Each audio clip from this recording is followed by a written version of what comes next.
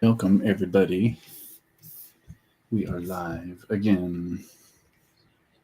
Believe it or not, we're live 2 days in a row.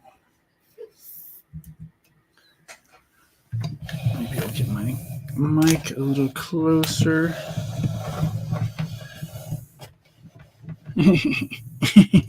There.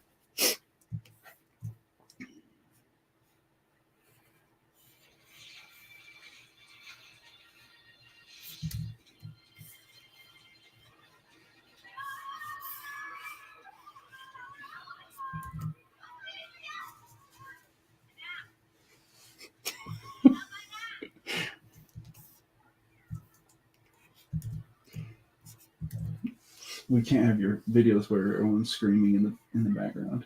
People will think I have a slaughterhouse in the background or something.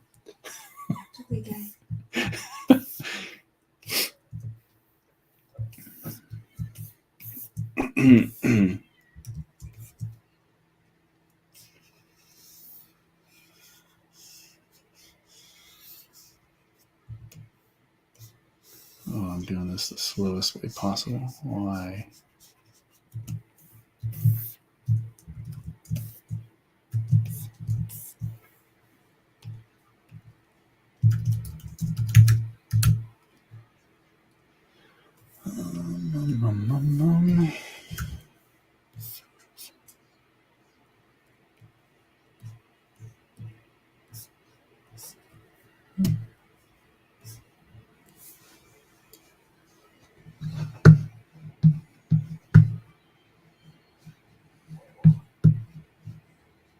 Making sure it's working.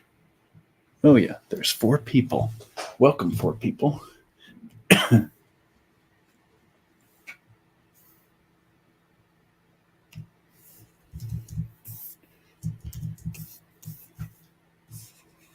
was hoping not to be doing flats while we're streaming, but hey, I didn't get them done in time. These flats are pretty boring.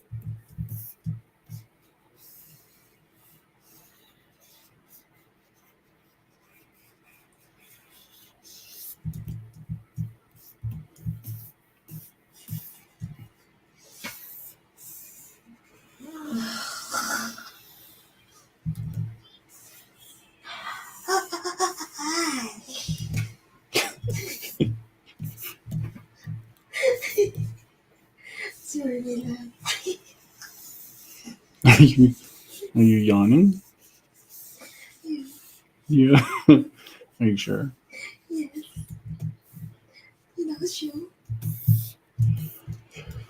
Okay. Oops.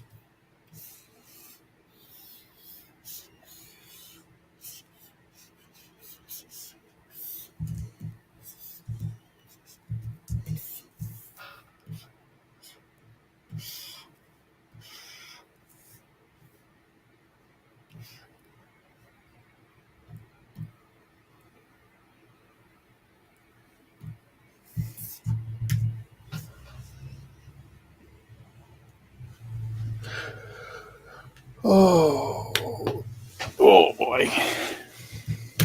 Let me make sure my email got out to people. Otherwise, it will be pretty boring. Are you bored? You're in pain? Oh, I'm sorry. It's okay, honey. It's not your fault.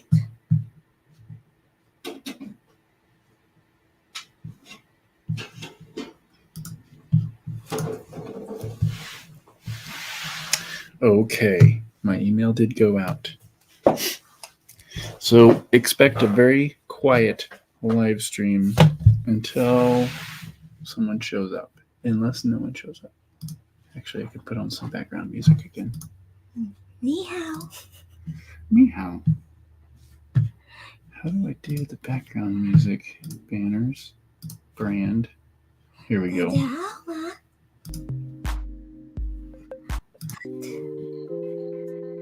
don't remember which one I did yesterday. It just loops forever. We'll try that one.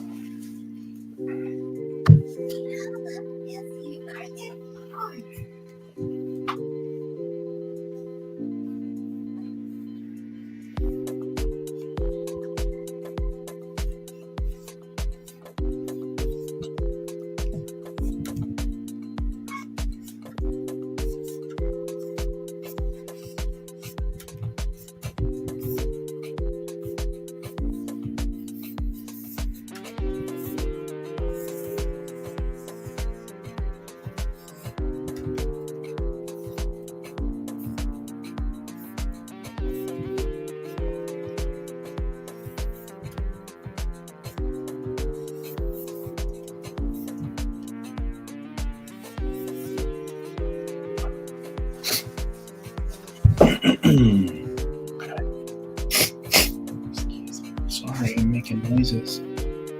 I'm kind of getting over a cold from last week.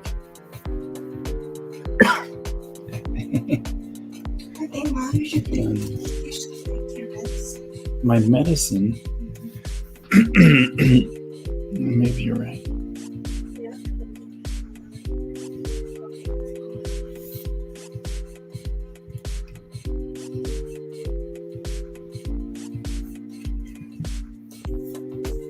Maybe that is right.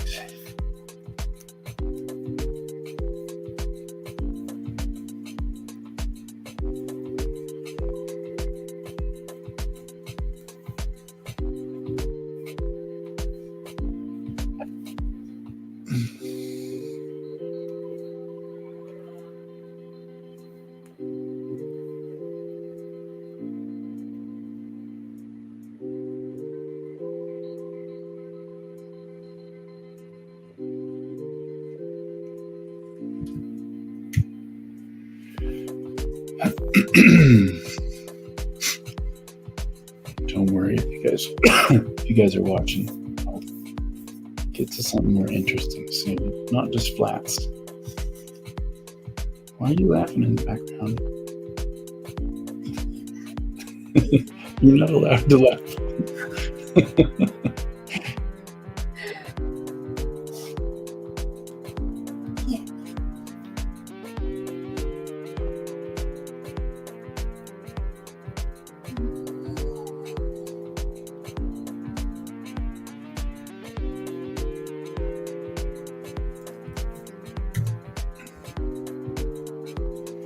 Okay. Oops.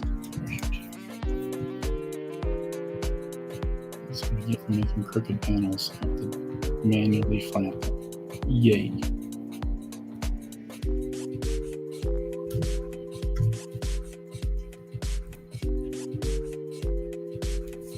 Okay.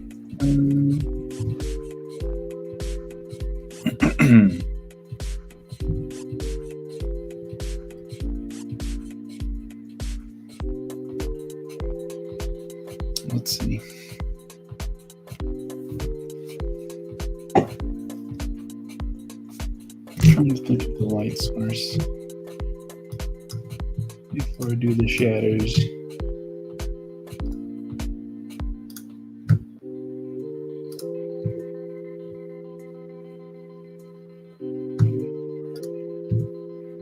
goodness, too many folders. You need tissue? No.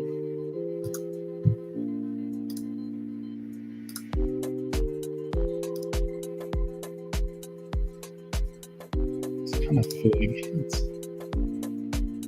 It can be whatever I want to make it. Okay. Oh, I see comments. They're making it work. Oh, hello. Love the shapes so much. Your style is gorgeous. Thank you so much. Will you save the stream on channel? I think they're saved on my Coffee Table Comics channel.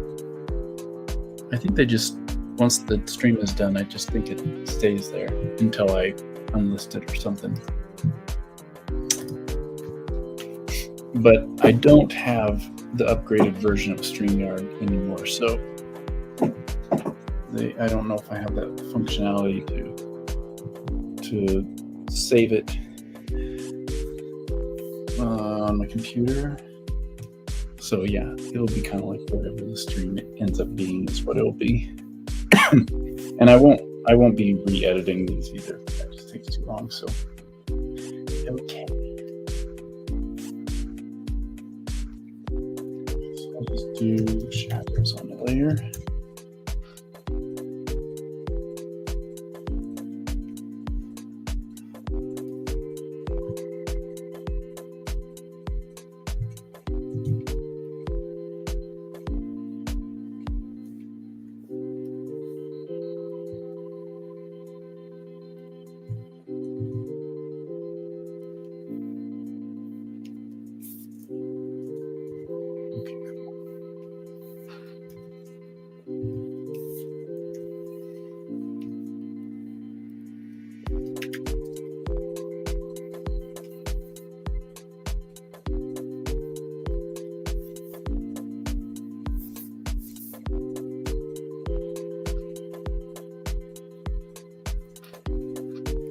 We get started. It's Austin. Hey, Austin. Hey, how you doing? I'm good. How are you? I'm doing pretty good. Is the music way too loud? It seems like it's loud on my end. Maybe it's your voice. Maybe it's your audio. Edit mic settings. I'll turn you up. Okay. So since we talked last on the phone, like everything changed again. Yeah, that's what it looked like from their update. Yeah. And just so anyone listening understands, I was talking to Austin about selling cognitive drawing digitally by posting videos on the cognitive drawing channel and how it was translating to sales. But the continuation of that conversation, Austin, is the sales stopped. Mm-hmm. So I'm like, okay, well, maybe that's not quite what I thought it was. Maybe it's just the people who knew about it are finally getting it. It's possible. Because I tried a lot of different things on that channel, and some of it just didn't do anything. It just didn't translate to anything. And so I'm just like, I don't know how much more I want to keep experimenting with that. It's not super exciting. Like, it was exciting when it was like selling in the background and I didn't have to think about it. Yeah. but if it means like I gotta go on a tour to promote this thing like full time, that's not exciting. Yeah. That makes sense. So when did you decide to start doing Phobos again? It was about a little over a month ago. Suddenly I looked at my script for Phobos again, and I looked at the next chapter just to kind of remember what it was about and stuff. Yeah. And then I just got really excited all of a sudden, and I was like, you know what? I'll just see how if I can do some thumbnails, Yeah. And I did like 50 pages of thumbnails in a couple days, And so the next week I was like, well, I'll just see if I can start drawing them and see if it's fun and see how far I get before I burn out or if plans change or whatever. And in a week I did like 22 pages. Excuse me. And so suddenly I was like, wow, this is really fun. And I'm getting pages done way faster than before. So that kind of started the ball rolling. I was hesitant to be like, this is what I'm doing, because I wanted to make sure that I was going to stick to it. Mm-hmm. Because my plans have kept changing every month for years, and so I just didn't want to like say I'm going to go a direction really hardcore until I was sure that I was going to be able to stick to it for a while. Yeah. And so at this point, I'm basically wrapping up the next chapter 4 probably within the next week or so, and so that's like a 100-page book. Yeah. So I was like, cool, I can offer that to patrons, and then I started having to strategize how I'll actually release these, because the first Phobos never was released really publicly. It was like released through Indiegogo, right? Yeah. But it never had an ISBN, so you can't find it really online. You can't find it on Amazon. You can't order it. You can't do anything unless you know me and you ask me for it personally. Yeah. Yep. And so, and part of the reason I didn't want to do that is because I wanted to test it to see how people liked it, but also,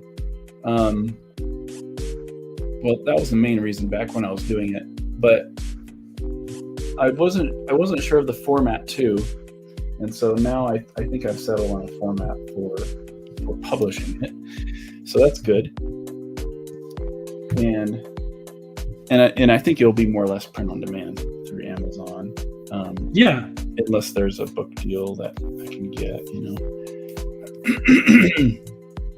So, but either way, I can send it out to patrons. I can print these little mini issues for patrons, and then I could potentially just roll it into a print-on-demand thing. I'd kind of like to do a Kickstarter for it, but it would be very limited to like American orders or digital, and then it would be also something that I would probably reformat it so it's the first 3 books in one Kickstarter. Oh. So I'll wait until I get another 200 pages done after this, and then I'll have 3 books that are 200 pages each. Okay. So right? You have like book 1, right? So like it'd be like 3 of these books is what you could get in the Kickstarter? Well, that one... Or would it be the... I didn't like how that one was printed. Yeah. That one was printed really heavy and like heavy paper, and I want to do it more like this, like the Enoch book here that I have. Oh, which is a lighter printing, and so it makes it easier to ship. And they also tweaked the files. They changed them from black and white to RGB, then back to black and white, and back and forth. And so it made the printing kind of fuzzy.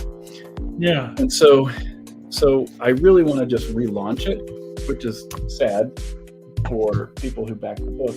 But I think going forward for the series, it would be better to have a manga size book that's kind of more what people are used to. Yeah. And so it'd be 200-page installments. And so that one I had 300 pages, so I'll just reformat it a little bit, Yeah. Before it hits public, before it has an ISBN and all that stuff. And that way, the whole story would end up being like 5 books, 5 200-page long books. And nice. That's what I'm thinking anyway. Yeah. That's awesome. So hopefully people don't get upset that I'm changing the way the books look. There'll always be someone. Yes, there'll always be someone.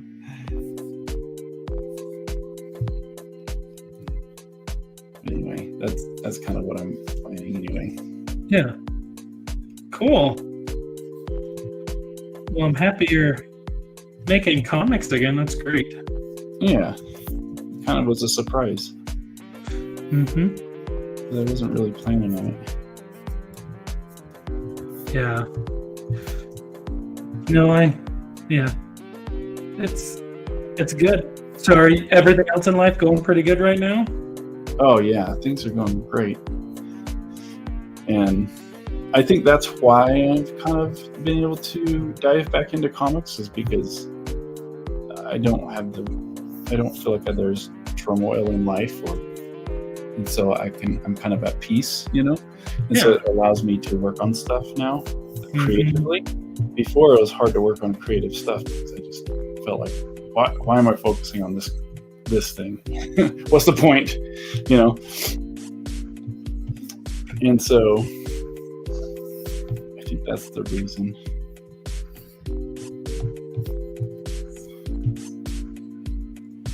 Yeah, that's awesome. Ugh.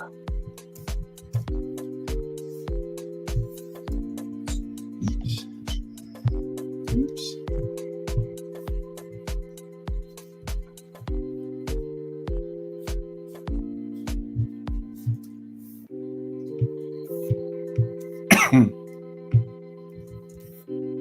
What are you working on, Austin? I'm trying to work on a little animation. An animation? Yeah, I started it like forever ago, and I was doing it by hand because that's kind of what that mentorship class I did was. But Yeah. I decided I should try to learn to do it digitally, and I may have bit off more than I can chew because it's I learned with drawing animals and other stuff, and I'm trying to draw kind of humanoid characters doing things. Yeah. But I'm trying to learn to use that one program that Brian recommended to both of us, ToonSquid. Okay. Yeah. So I like a lot of things about it more than I like Procreate Dreams. Yeah. There's a bunch of stuff in it that I wanted Procreate Dreams to be able to do that it can do, but there's also just stuff I'm confused by. Like right now, something's happening where it locks some of my layers so I can't erase, and I'm like, what did I do? What did I click? I don't know what I clicked. Yeah. I looked into that a little bit. Did it have? I mean, does it have a nice? The thing I'm looking for is a similarity to traditional animation, where you can scrub through your drawings back and forth real quickly, right? And it seems like digitally, if there was something where you could actually use all 3 or 4 fingers to swipe up and down, and you actually scroll back and forth at the speed that you're moving your hand, then it would be really similar to working with paper, because it was so efficient. In a strange way, it was so much more efficient to see how your animation is playing through than going to the playhead and click and play and seeing it loop and then trying to slow down and see where the frame is weird. Instead, you can just manually kind of flip through things. And I really like that about traditional animation that I can't find in any digital software. There is a way you can kind of do that. And it's hard because I have my iPad, so it's not like. But it's like what you do is the very top of the playhead, where they have the numbers for the frames. If you click and then scroll your finger back and forth on it, it just scrolls through it. Okay. So it kind of scrubs through it then. Yeah, it scrubs through it, so you can kind of stop if you notice something. Yeah. You can, kind of control how fast you're scrubbing too. Yeah. So, yeah, it kind of does it. Sounds like it's closer than some other programs I've tried. Yeah. Procreate Dreams, the one thing I think Procreate Dreams has that's really good is they're trying really hard to create lots of unique ways to interact with it. So I think they had a pretty good scrolling way of scrolling back and forth through it. It worked pretty well. They had some cool things however zoomed in you were, that's how much would play back and forth. So whatever you could see on the timeline, that's all that would play, as opposed to playing the whole thing. So like there's stuff like that I really liked, but I want layers that I can really easily like use like I would if I was on a, Photoshop or some other kind of program that I'm more used to. And Yeah. I didn't feel like it was quite there with some of that kind of stuff. And I feel like this one has a lot more of that. Okay. Interesting. Yeah. I don't know. I haven't Mhm. tried doing much animation since then, so I did a little bit. I like worked on a little walk cycle and stuff, and realized that I'm pretty rusty. So I just keep realizing how bad I am at this as I work on it, and I'm like, okay, no. I felt like I really was supposed to finish this a little short, so I'm gonna try. yeah, Ugh.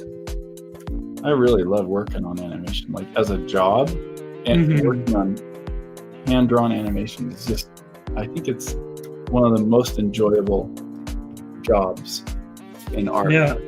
For some reason, for me, my brain can just Mhm. like totally like get comfortable just sitting there and drawing, frame after frame. And I just kind of zone out. It's good. Yeah. No, that makes sense to me. I think it's that's how I am with graphic design stuff. If it's like layout and things like that, or like fixing little things, I can just not even think and just do it. And it's super, super chill and relaxing. So I can understand that. I'm not very good still with animation, but there were moments where I'd feel that way too about a lot of the process. Yeah.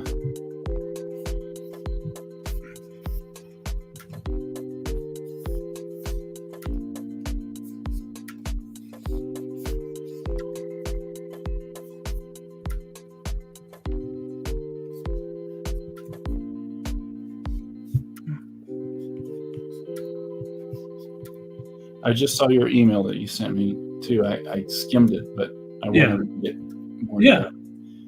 But thanks for sending that. Yeah, you're welcome. I kept thinking about you and felt like I should send it to you. It's not something that you might do a lot with, but Yeah. I think it's some good information to think about with the kind of stuff with the kind of education stuff. Yeah. Because it's definitely not the same as it used to be, I feel like. Yeah, it seems like it's shifting a lot. Yeah. For sure. Yeah, and I was having trouble finding a price point on the Comics Classroom too, because I kind of wanted to do more an automated thing. So I think that'll help come to a kind of a conclusion on that. Yeah. Well, and there's just like so many different ways you can do education too. Mm-hmm. And it's not always, like I feel like a lot of the people who do it really well, it's not even them that does most of the stuff. Yeah. It's not about that. It's like, hey, here's the person who's like the big, head of everything, and they provide a lot of the educational like information, but a lot of them use other people to do a lot of it. Yeah. So there's a lot of good ways to do it. Which is my problem, the whole scaling and scaling bigger, and in doing that you handing off things to other people. What's that called? I don't even know. That's Delegating. Delegating. Yeah. I get that. Even with Phobos, like once I started back up, I'm just going so fast, and my computer didn't lock up, and so I'm like, I don't need to hire someone to help me. My friend Adrian was helping me color before. Yeah. And I'm like, I could just get it all done myself, like really fast, and so I don't have to spend the money. So, but of course it slows me down, even though I'm going fast. Yeah. That's a hard one. Your speed, Jason, with this is pretty incredible. So I don't know if it's like Yeah, maybe. you going faster, like you're not trying to become like a Japanese manga artist here, and Yeah. bust out, what is it, like 20 to 30 pages a week? You probably Yeah. do anyway, but you don't need to. Yeah. So it's Well, not. The speed I've been going, if I would work on it all week, it'd be about 20 pages a week, right? That's what Yeah. I'm doing right now, and that's from thumbnail to finished spreads and grayscale and everything, and the text and words put in. Yeah. So I'm pretty happy with that. It's just that half my time, like not quite half, but Joy and I have been going to my grandparents' house, and they've passed away, and we've been working on the house. Oh, nice. So that's kind of our new goal, is to remodel it and Yeah. stuff and get it nice. So that's kind of taken up a bunch of our time, Hmm. but that's an enjoyable break from sitting in a chair staring at a computer, you know. Yeah. But the speed I'm going, you know, I could still like knock out probably 100-page book in 2 months, you know, even with doing all that. Yep. And so that's really exciting, because I'm like, yay, finally I got my groove back, you know. Yeah. I never went that fast since working on Cithra for Webtoons. Like when I was working on Cithra, I had to go that fast. Yeah. And I have never been able to go that fast since then, you know, since finishing that. Well, and that's not necessarily a good thing. Yeah. Like, going too much is not a. I don't know. It's Being better to not burn forced- out. Yeah, being forced to go that fast is just, it's not fun when you're not into it. Yeah. But when you're totally in the groove and it's fun and enjoyable, then it's kind of natural, you know. Yeah. At least that's how these feel right now. Well, and I I think I kind of wake up dreaming, you know, about what am I going to get done today on Focus? You know, Yeah. that's a good place to be in. yes. Yeah, that's an awesome place to be. Well, and like, that's the thing, is you're taking time off too to do the house, be with your wife, like to do other things. Yeah. Whereas when you were doing Cithra, it was like, It was you just barely long. had any other time, right? Like, Yeah. Yeah, I couldn't take off for Christmas, you know, very much, because I had to like still deliver my pages. Yeah. And get Yeah. paid, you know, and there was no like holiday breaks. I had to take off time for the Kickstarter campaigns, but then, you know, I would have to make up for that money lost by making money on the Kickstarters. Yeah. And so, yeah, it was just kind of like how am I going to keep this rolling? How am I going to keep this moving without something falling apart? How do I keep spinning the plates, basically, you know? Yeah. No, yeah, for sure. And so I think this is you're in a much better place with this. Yeah. Yeah. And I still believe that, you know, as long as I finish something, money will come in. So Mhm. I'm kind of moving forward with Phobos with that kind of mentality. Like, as long as I get this done within a reasonable amount of time, there will be money that comes in. It might not be a lot, you know.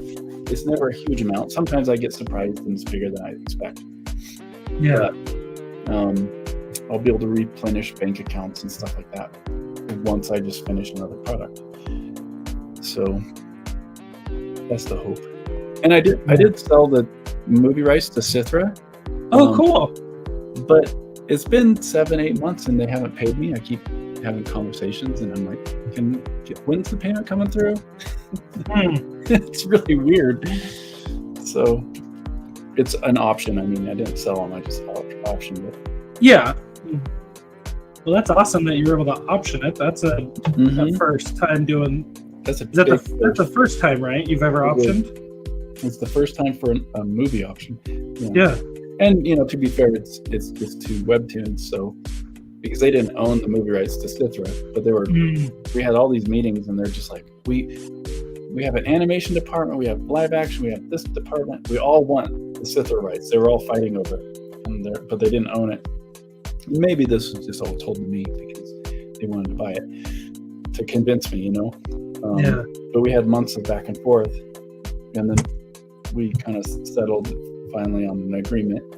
And so yeah, it's neat, even though it is still just the Webtoons, but why would they want to buy the rights to something unless they thought that they could probably do something with it?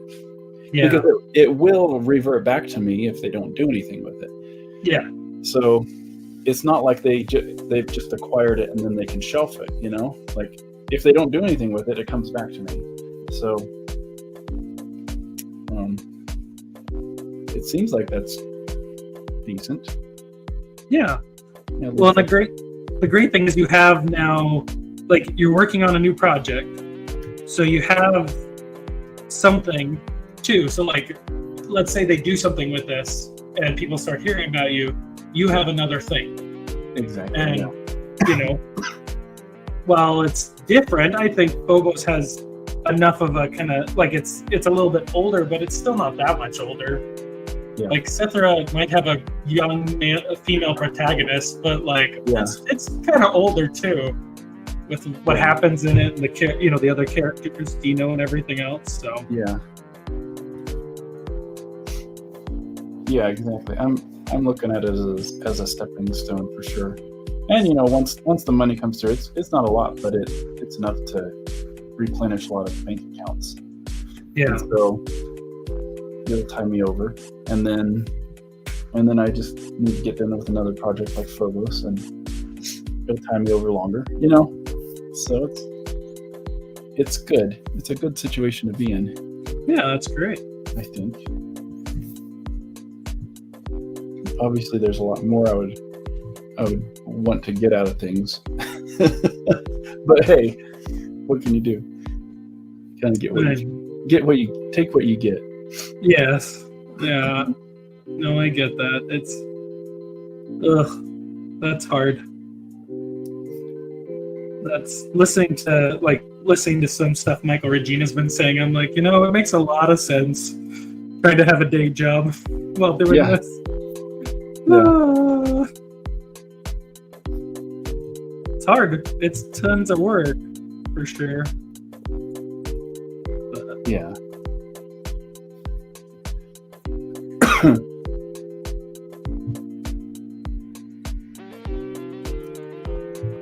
Okay. Let me just check the comments real quick.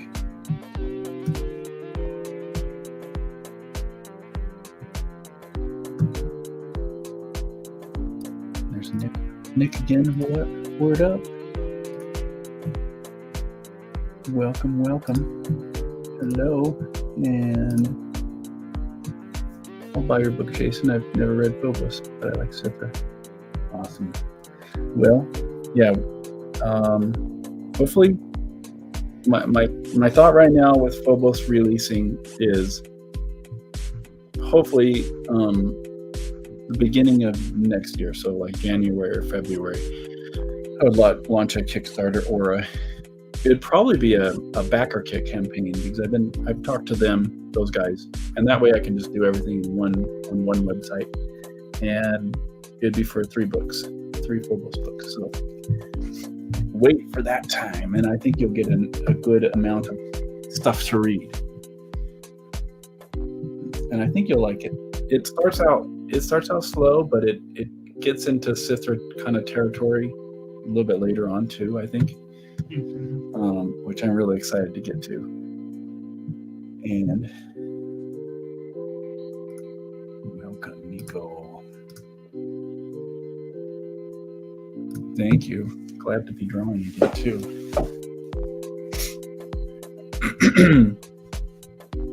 Okay, what was I going to do? Arts. Yeah, Phobos is kind of unlike Cythera. It's very wacky and strange. But every time I read it, I laugh out loud to myself. So I think I did it right. yeah.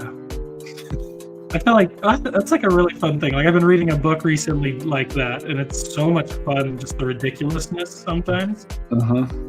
And I don't know. I think there's a lot to be said for stories that play in a little bit of the absurd at times. Yeah.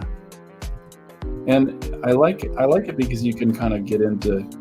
I like it when you get into deep subjects in an absurd way, Mm-hmm. And maybe it's not as clear yet, but but the story really does that later on. Once it kind of introduces everything, sets everything up, Yeah. it's pretty, epic and big, and like moral dilemmas and Yeah. heaven, hell type stuff. Yep. and spiritual concepts, and I like that it's playing with those kind of things in the world of classic horror characters. Yeah. You don't really see a lot of that. I don't think there's kind of a acknowledgement of there's more of an acknowledgement of evil in horror than there is an acknowledgement of good spiritually, right? Yeah. And For sure. I think to me, it's like, where does God fit into all this? And I think it's a fun question to ask when it comes to if this world was real, this Phobos world is real, And so, I don't know. It goes there, and it's fun. It's fun for me. I don't know if other people will think it's as fun, but for me, it's really exciting. I love like thinking of those kind of situations. Yeah. I think it's really fun. I remember, like, I don't watch a lot of horror. I don't enjoy a lot of it. I like suspense a lot. So, like, I like Jurassic Park and stuff like that. Yeah. I haven't seen it very much, but I enjoyed Jaws when I watched it growing up. Okay. So, like, I like movies that have suspense. But, like, every time I watched any kind of horror movie, like, I remember watching on a road trip in college, the guy next to me was watching Prometheus. Okay. Like, prequel to Alien. And it really is. Every one of them, like, they don't know how to deal with God. Or if they do, it's like, God's not real, or he's the enemy. Yeah. Well, the common theme I've seen when I look at them is God can't save you, and it's hopeless, right? Oh yeah, and especially the what's it called ones, the possession ones. I bet that's very. Yeah, God can't save you. It's always the girl with the cross necklace who gets killed first, or the final end scene is in a church. They go there to get saved, to protect themselves from the creatures, and they break through and kill them anyway. It's like So those are the themes that I just see over and over again. But anyway, keep going with what you were saying. No, I like that. I just think that's a really fun idea. Like, that's one of my things with, say, fantasy. It's kind of a similar thing where it's like, I get it. Like, Lord of the Rings, things like that. It's hard to figure out, how do you put God, and especially with the idea of Christ and a savior, like, how do you fit this into a fantasy world? Yeah. And it's difficult at times, and I understand maybe you don't want to always put it in, but it's cool when you get somebody who finds a way to create a fictitious story in a fictional world where it can still exist. Where you can still have that. It might not be the same because it's not, Earth, so Christ isn't going to be on it exactly, but you're still going to have some kind of, truth dealing with God and the character of God. That's what I like. There's a story I want to eventually tell, and that's central to it, is this idea that they believe and have some kind of a creator, and he has an influence throughout it. Yeah. And I like that. Like, I'm reading to my kids right now the Wingfeather Saga. Have you ever heard of those books? And I really like how they play with that, and like they, this character, they're a religious family, and they do things like pray when everything is really bad, and talk about it, and there's a lot of like that kind of intermingled throughout it, and I like that. I think it's really fun to have some of that. Yeah. And it used to be in everything too. All entertainment used to have that. Yeah. And now suddenly it's considered, I don't know, it's considered, what's the word? Insensitive to talk about what you believe, because other people don't believe the same thing. It's like, okay, well, if other people can talk about what they believe, why can't I talk about what I believe? Yeah. It's just as simple as that. Like, why is only one group? Why is certain groups not able to talk about it? Because it's annoying to other people? Yeah. Everything I watch on Netflix is a belief system shoved down my throat. And I have to endure it. And I'm like, okay, fine. So endure mine too, I guess. Yeah.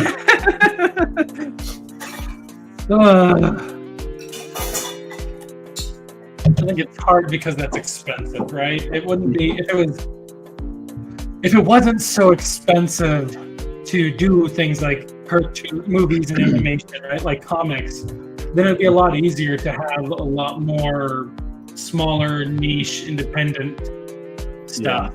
You know, and that's and it is still possible, and like there are groups trying to do it. Like there's a group making an anime style, cartoon right now that's supposed to be like if you took Genesis and stuff in Genesis and kind of turned it into more of like a fantasy thing. Yeah. So like there's groups trying to do it and stuff. It's not like Netflix where there's like so much money out there that they can just throw money at it constantly. Yeah. It's going to be a much slower process with a lot less coming out. Yeah.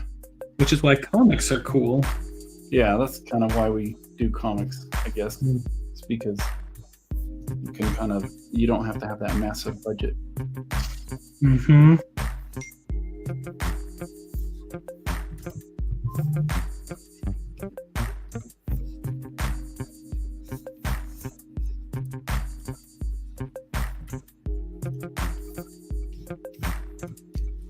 Turn on this music. I feel like it's loud. There. And it just repeats, so it's nice to have some in the background, but if it's too much. It's too loud. Ooh.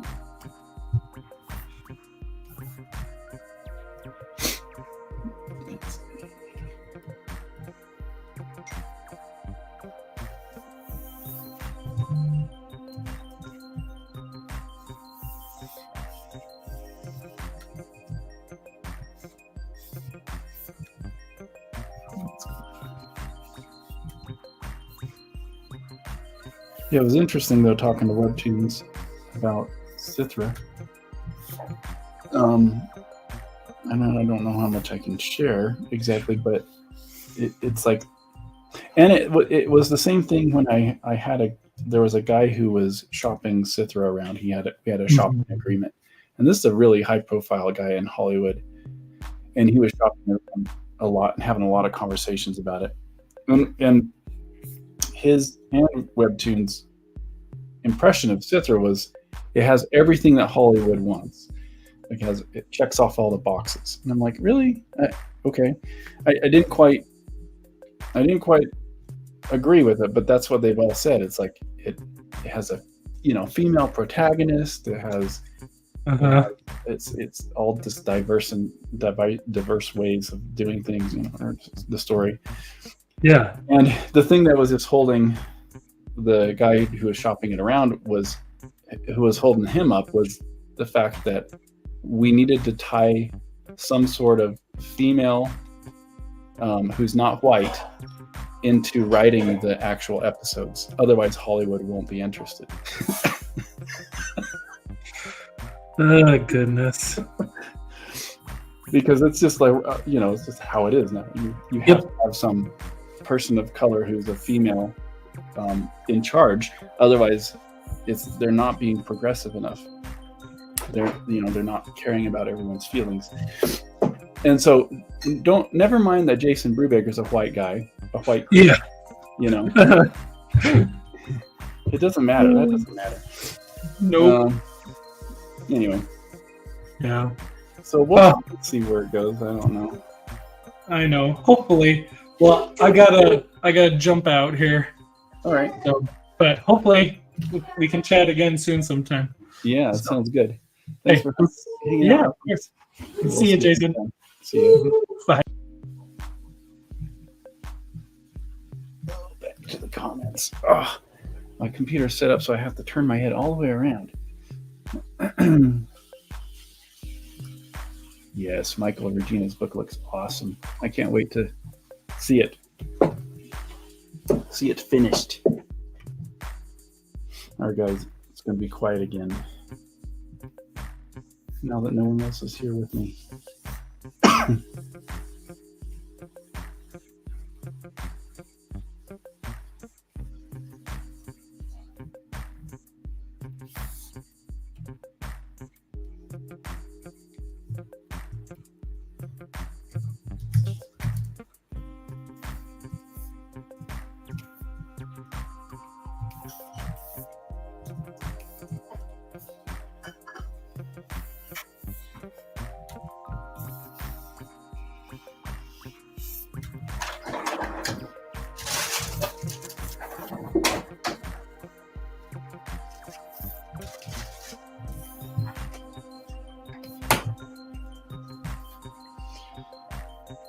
Okay.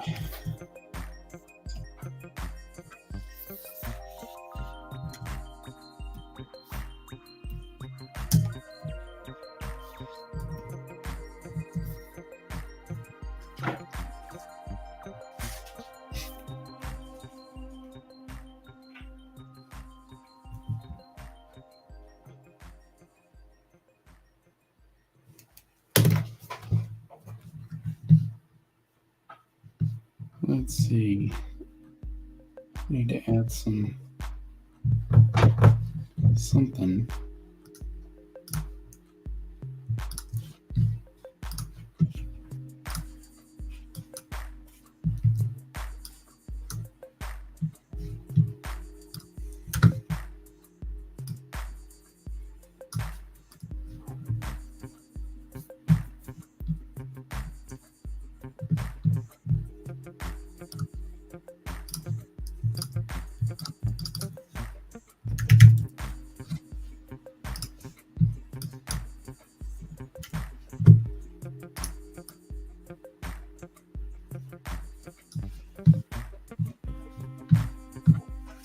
What you doing? What you doing? Oh. Yum.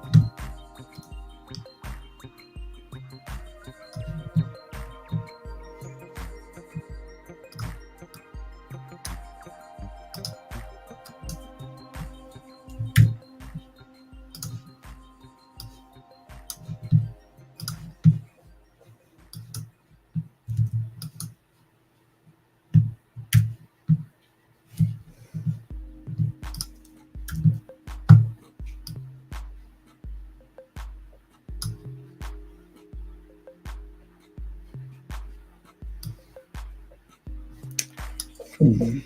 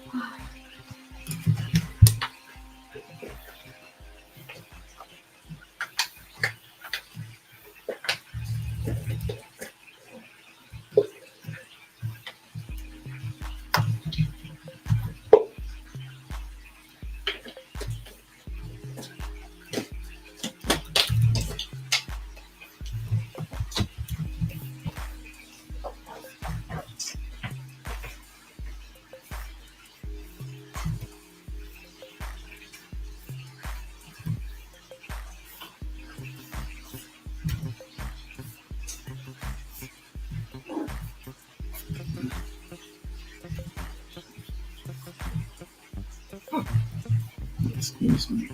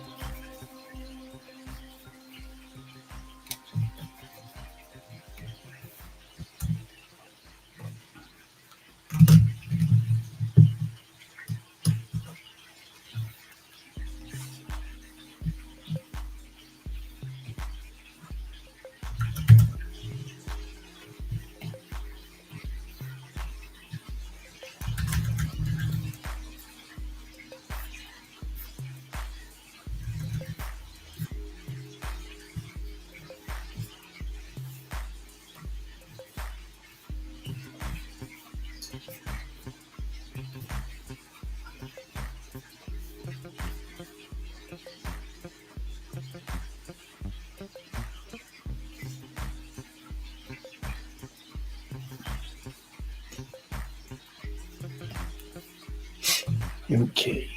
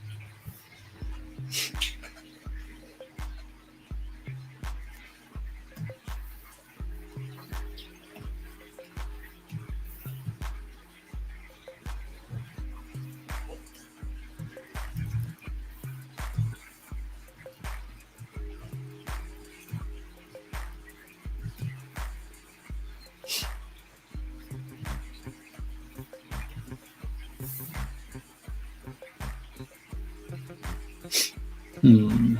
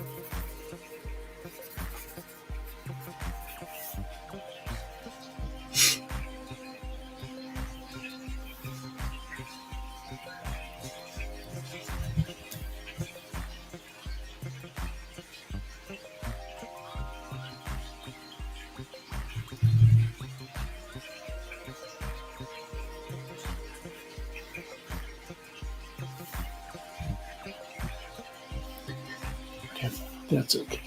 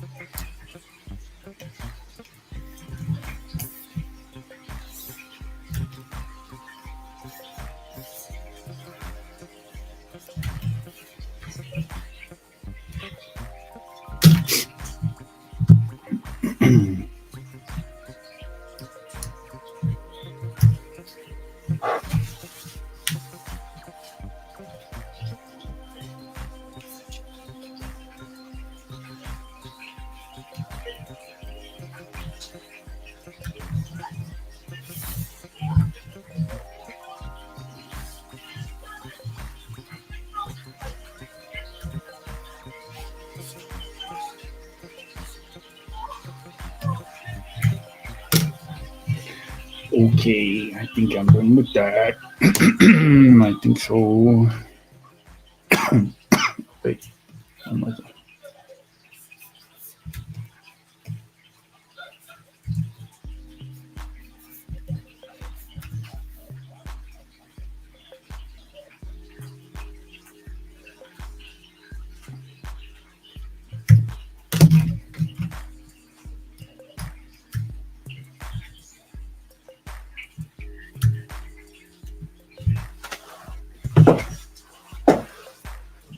Oh, it's okay. I think.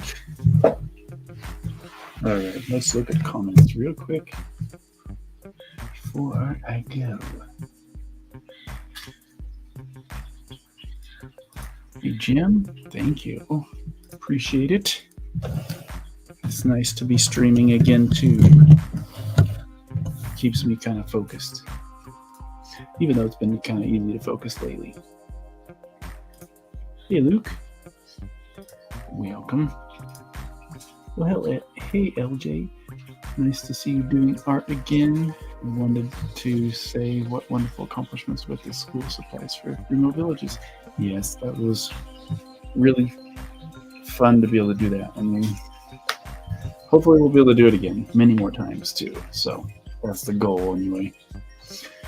It's like nothing else I've ever done, so it's, I don't know, it's kind of life-changing, I think, and I like that.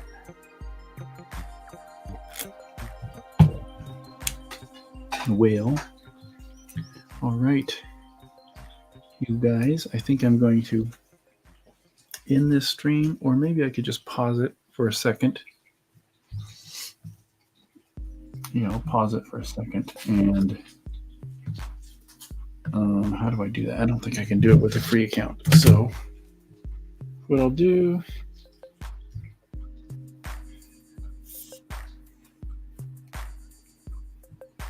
I'll just get the next page ready.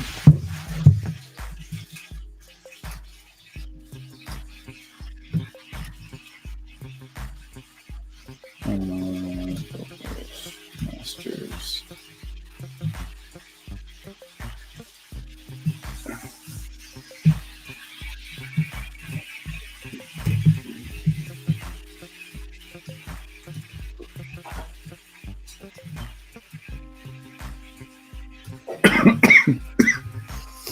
Excuse me.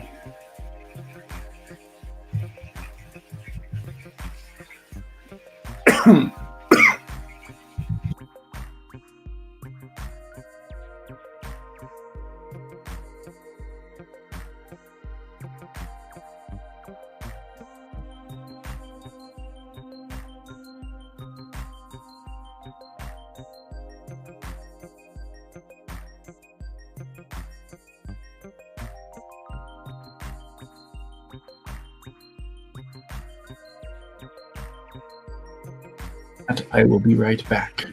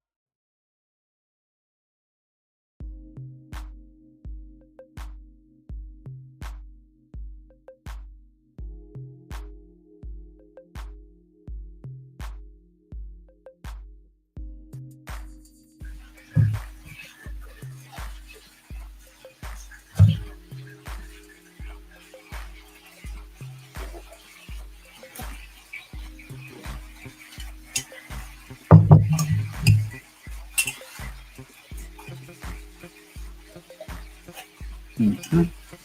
Mm-hmm. Mm-hmm.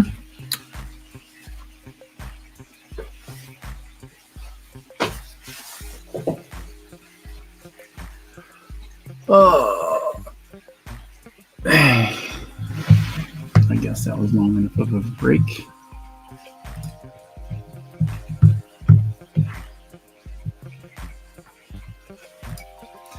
Not only nice to see you doing comics again, but also great to see you continuing the Phobos story.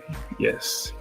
You know what's funny about Phobos is, even though it hasn't been released online, it's been released on Kickstarter and stuff, but it's the one book that I've brought to high schools to give away. And I've given away a lot of books, but I've in giving away Phobos to high school students, when I go visit their schools or do a lecture or whatever, there's just such a huge response for Phobos. And I'll come back and they'll be like, do you have more Phobos? That's my favorite comic I've ever read, or whatever it might be. And just, it's been like that a lot. And people have really, like, specifically high school kids, have just responded so well to it, and it's more than high school kids. So it kind of just kept poking in my brain, like, you know what? I should continue this. I mean, I wanted to. I always planned on it, but I just didn't know when. But people asked me so much, even though it's probably my least distributed work yet. But even so, there's just such a strong desire for more from people that it kind of convinced me to move it up on the front burner. So, and I'm really happy that I did, because it's such a fun story to draw, and it's so enjoyable to like play with these characters, and it's humorous, and so it's really fun to work on it again. So I'm super glad that people kept bugging me about it. So great to see Jason streaming and sharing his art again. I hope this will be a regular thing again. So inspiring. Thanks, Jim. Really appreciate it. Really, really appreciate it. I don't know how regular it'll be, but you know, I'll try to keep doing it. I don't want to make promises with stuff like streaming because I've always gotten to a point to where I felt kind of burdened by it. Like it was good, but then I felt like this, like I have to deliver, you know? So I don't want to put it into that category again in my life. And really, if I can just get done with a huge amount of pages every week, if that means I can get more done streaming than without streaming, then I think it's better to not stream. But if I can do equally both, you know, the same amount of pages along with streaming, then that's great. That'd be super cool. I'm trying to figure out which one of these to do. I think I'll do that one. Actually, the next page is the reason I changed my mind on that. It's straight. I could curve it. No, it makes more sense to have it straight. Okay. So we'll just start with the boring flats. Now I could have done this in Clip Studio. I started out using Clip Studio for the new Phobos pages, but I just didn't, I don't know, I didn't feel as comfortable, so I went back to Photoshop. Even though Photoshop has all kinds of issues now, and no one trusts them anymore.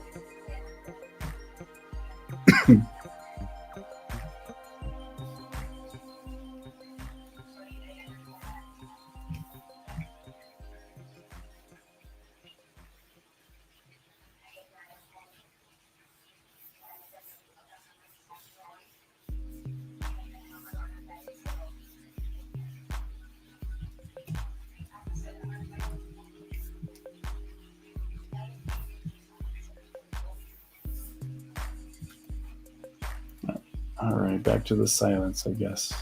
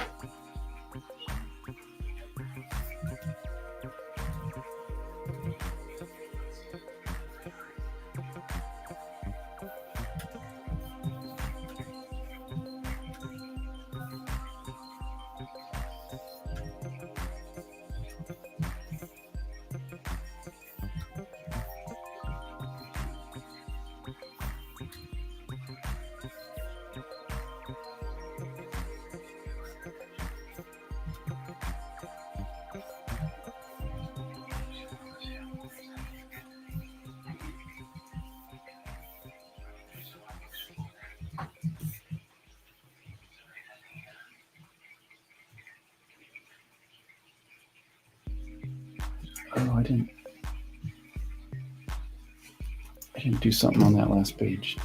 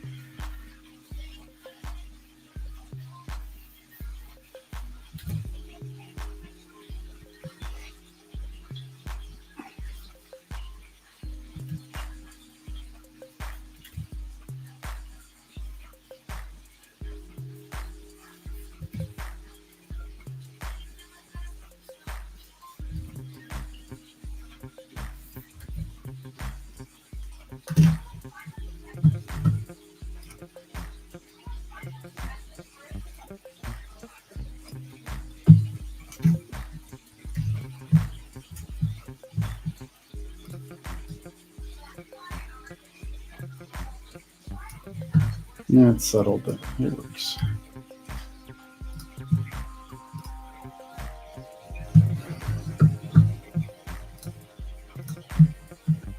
Jay says, as someone who's taught at a high school and middle school levels, Phobos is right on target for the heart of and mind of the teen outsider.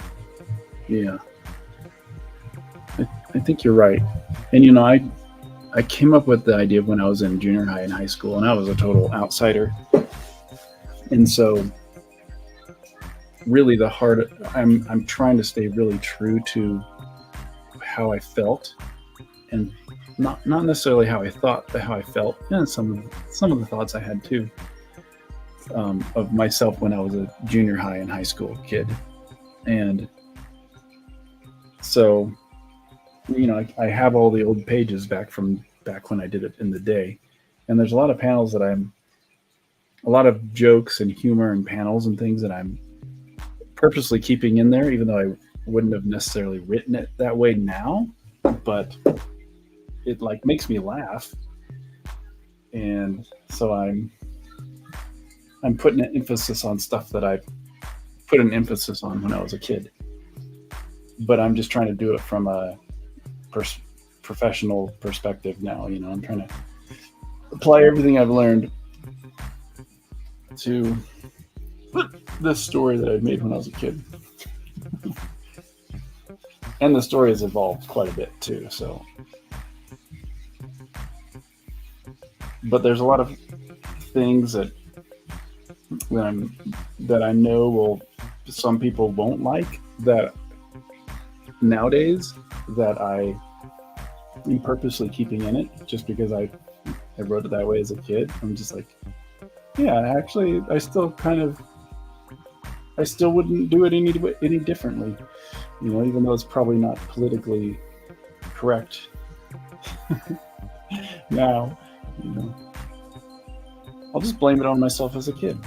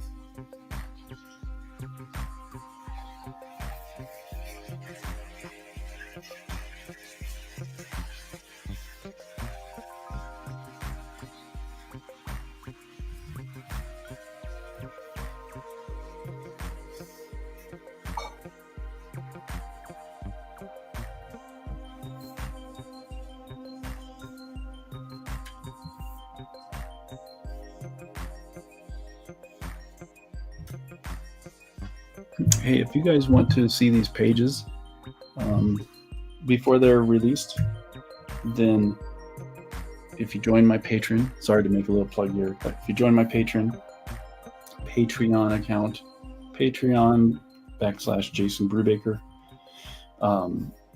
I'm giving a PDF of the pages that I complete every week. Sometimes I might miss a week, but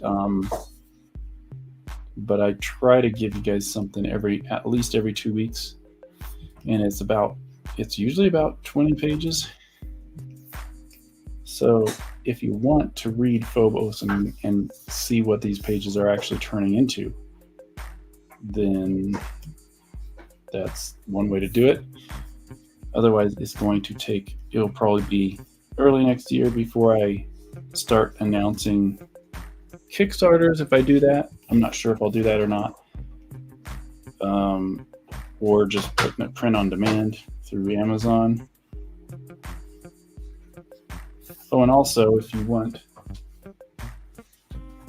kind of more exclusive little books, I do make these little 100-page installments of Phobos, and they're only for my patrons.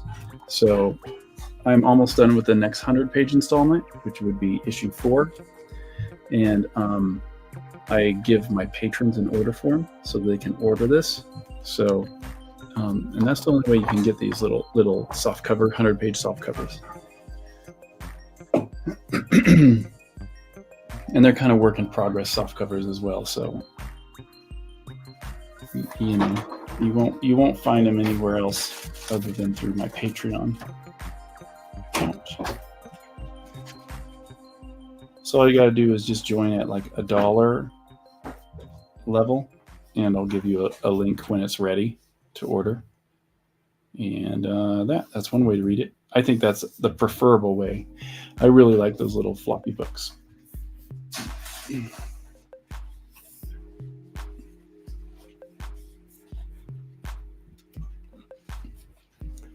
And Patreon really does help support me. It pays for maybe half my bills right now. So it keeps me able to, it's a big reason why I'm able to focus so much time on this. Otherwise I'd be scrambling to figure out what else to do to make money. Be like, I need some freelance or something. Maybe I should do commissions. So Patreon is a nice source of income right now, and it has been for quite a while.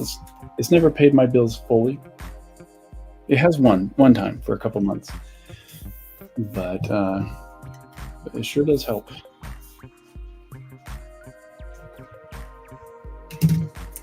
Okay.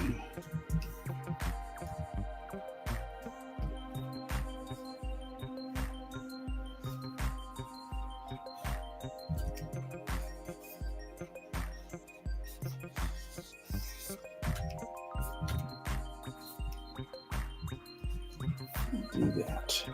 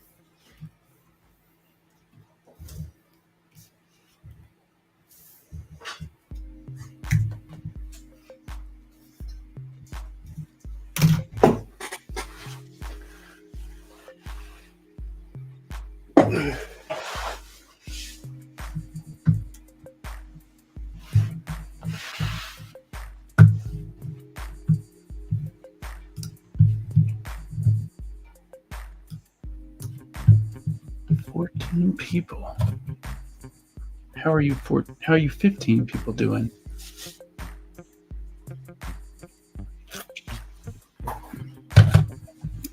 Is there anything you guys want me to talk about while I'm working? If you have a suggestion, then you can say, well, you could say suggestion in bold or in all caps, or topic, and I'll talk about it. That way it's not just quiet. But I might not work as fast either, so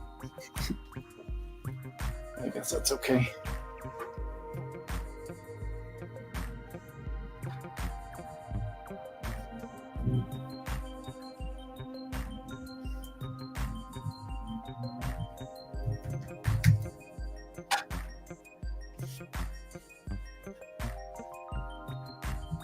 I'll try to keep an eye on the comments.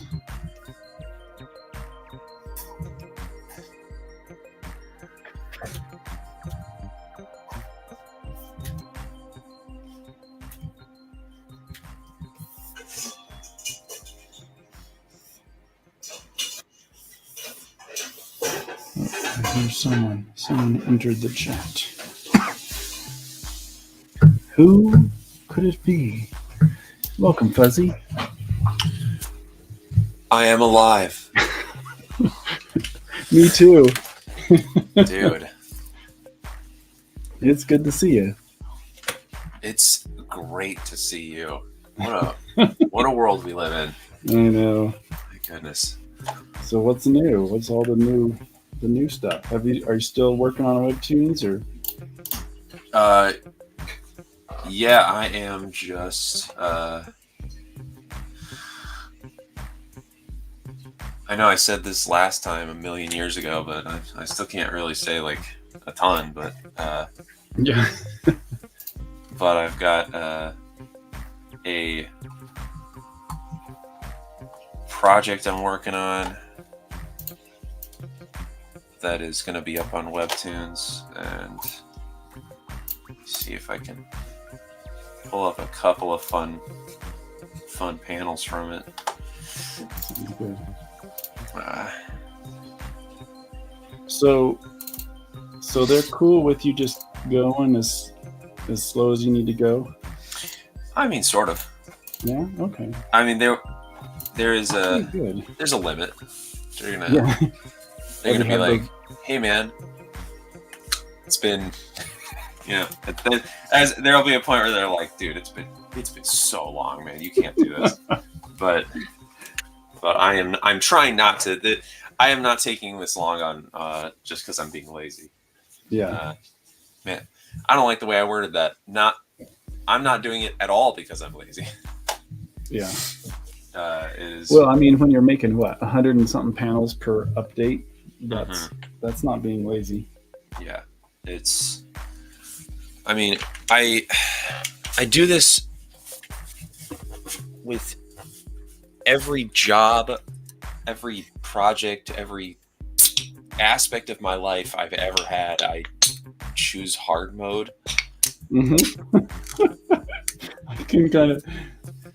I mean, I guess I could kind of relate to that with some things, Yeah, Like when I was doing Citra, I was like, no, I'm not going to cut corners. I'm going to just keep doing the quality I need to do. I'll just work harder, Yeah. So I kind of pushed myself to go harder and faster than I've ever had to go with art before.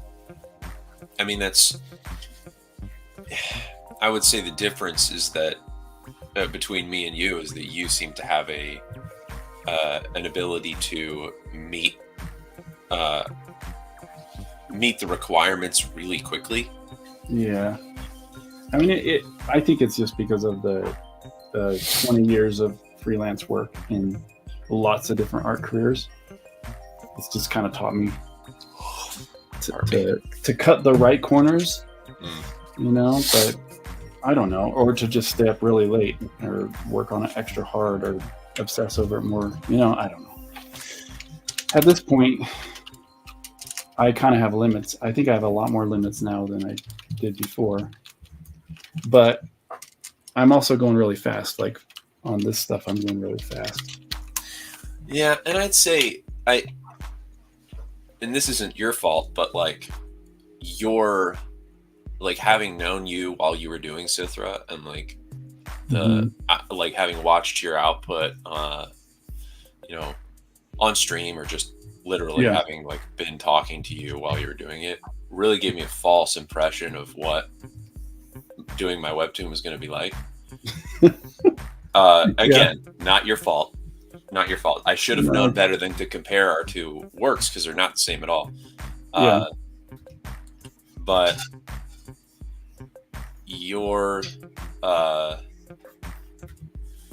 because your work is like, first of all, entirely different than mine. I would call them different genres, really. Yeah. But like your style and your operation, right? You're like I don't know what you call it, mode of operation, just your entire process is different than how I work. Yeah. And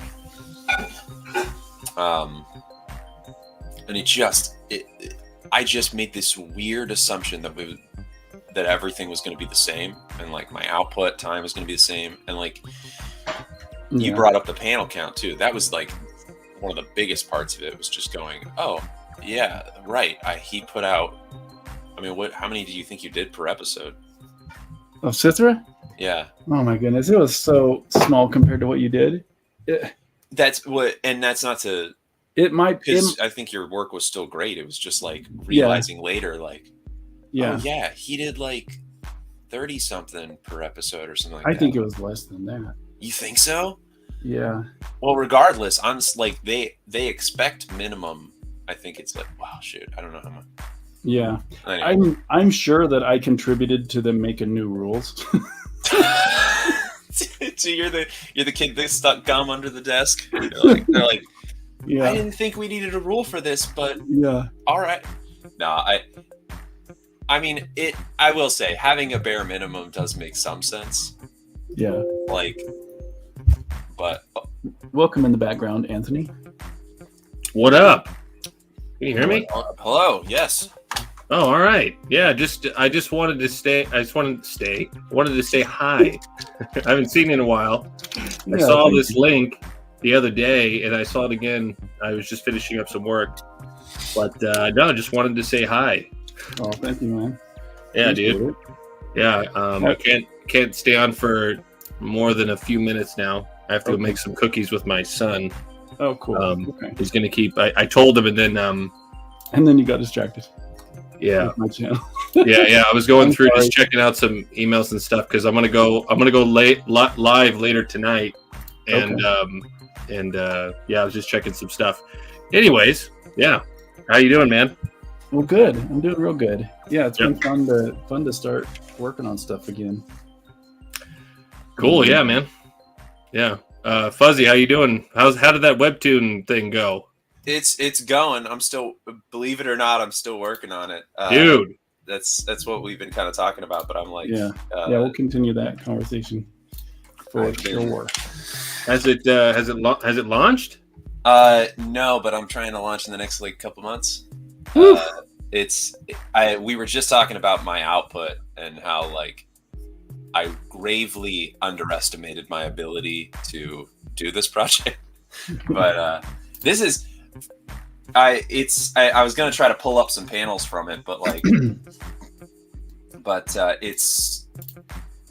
it's fun and I like it a lot, but it's also like scary because it feels like I don't have I wasn't prepared. My brain wasn't prepared for what I needed to be able to do, and I thought, so I watched Jason do it. I can do it, and I very mistakenly thought that our projects were going to be the same, and they weren't at all.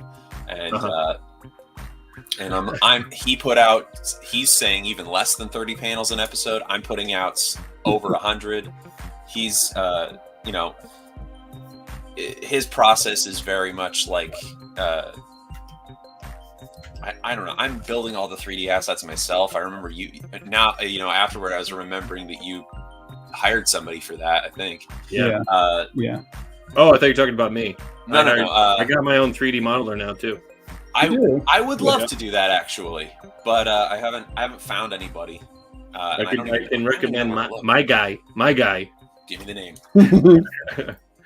His name is Give me the Timothy name Bowden. Anthony, sometime you got to come on. We got to get caught up. Yeah, dude. Or just call me, whenever too. So. Yeah, that'll be good. I'd like to get on a call with you. But seeing this Frankenstein stuff, did you see what I have going? No, I haven't paid attention to anyone's stuff in a long time. Let's see. Hold on. Here, I'll send you to the private chat here, and you can just look it up. Okay. You want me to not share it? No, you can share it. It's a campaign that's out right now. Oh. It's highly relevant to what you're drawing right now. Highly relevant, yes. Joe Frankenstein. This will confuse my audience. They'll be like, "Oh, you're working on Joe Frankenstein." Yeah, right. So everybody, this is Anthony's project, Joe Frankenstein. Yeah. 3. So I'm doing all the art, written by Graham and Chuck Dixon. Okay. And so there's my cover, and I got some pages going. Wow. And it's all there, and it's going to be down in it has one more week. One more week. Okay. Yep. Wow. Joe Frankenstein. That art looks great. And you did interiors too? Yep. All the interior. I'm doing all the interiors. All the Look at interiors. that. Are you coloring this too? Yep. Dude, Coloring it too. your color keeps getting ratcheted up a notch. You keep leveling up. I thought it's getting ratchet or something. I thought that's what you were saying. Ratchet, dude. I don't know what that would mean. What does that mean? Is that That's bad. That's bad. Yeah. dude, No, but I get you kept going on with the sentence, and I was like, yes, ratcheting it up. Yes, it's But, so ratchet. I need to look up ratchet. You're on doing the this Urban thing. Dictionary. You said you did the colors, right?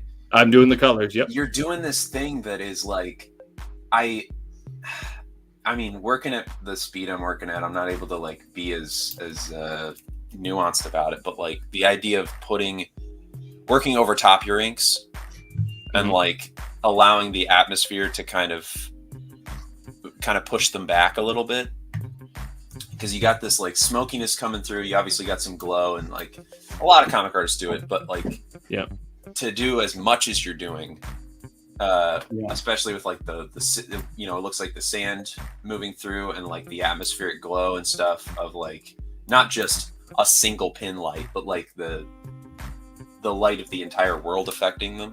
Yeah. I've been trying to do that a lot, and I found myself unintentionally really making my making my inks not pop as much, but you're not hurting your inks like I am, which is very cool. Yeah, like that's like one of the like I was trying to really have it be like color driven. Like really, like I'm trying to not spend so much time inking it as I was before. Like I'm doing so much with the inking, and then like now, because what a disrespectful thing to say to me. How dare you? I'm looking at these inks and I'm like, how could you possibly call it that? I know, but still, like, I mean, all the time that I do spend inking, like it's still there. It's still just all the details, all that stuff. Yeah. I can't. It's gonna take a long time for it to kind of like get it to where, like, I don't know, like. No, I get you. I believe you. I'm giving you a hard time, but like you're like I was making that joke because like I'm looking at this background long panel here. Obviously, you only got a few pages to go off of, but like there's all this ink work of like it looks like these characters running across the rooftops. Yeah, it looks fantastic. It looks amazing. But you were like, yeah, I don't have. I'm trying to pull back on the inks. Yeah, it's like it's like it's the I don't know, just the lighting. I'm trying to be as simple as I possibly can with all the lighting, but it's I don't know. I feel like I'm taking a lot longer than just if I'm just cross hatching and doing all that stuff. I don't know. I'm trying to mess with lighting. Like I have like dolls here in front of me, or I do stuff. I set up stuff in Blender and I mess with all the pin lights and stuff. And I want to see how much less I could do with like, with details, and I could just mess around with lighting and make it look really cool in the background. So I'm always looking at a lot of Mignola. Is that how you say his last name? I believe so, yeah. Yeah. So I'm always looking at like a lot of Mignola art, or and there's a manga artist named is it Cut? Wait, hold on. Let me got his manga right here. It's Kiya Asamiya, and he has this really cool manga called Steam Detectives, and I'm always flipping through it because he does a really good job of black and white and really the backgrounds, how they just kind of they pop with just so limited stuff that he does, but I don't know. Didn't he do like that like Batman thing? Yeah, he did a Batman one. Yeah. Yeah. That guy's solid. Yeah, he's a very good. He's a huge influence on me. So I'm like, yeah. But anyways, I got to color this one for Joe Frank, and I'm having a lot of fun with it. So it looks really good. It's so solid. It's so much balance. You're playing with the inks, not ruining them. And like, not that you would, but like there's tons of professional artists I see doing it. Like they get too lost in the sauce, and then they're like, they're 10 miles deep, and you're like, they don't look at the whole picture. They look at like the technique they're doing and making it perfect on the nuance scale, and then you zoom out and it's like kind of ruined it. It's like how drummers talk about Ringo. You ever heard anybody talk about Ringo Starr? No. They're like, the reason people call him this great, amazing drummer, and then you listen to his drums and they're super simple, and they're like, we're not saying he's this, like blow your mind with his drum solos kind of drummer. It's because he knows what the song needs, and he can for any song that comes up go, this is what that song requires, and I will Yeah. give no okay. more and no less. And Yeah. like that's what it feels like I'm always wanting out of a colorist is like you could blow me away with your talent in how to render light, and if you've messed up the art and like distracted from the story, then you're not doing a serving. good job. Yeah. Which I can say all that and still look at my art and go, I wish I knew how to do that. I wish I was that good.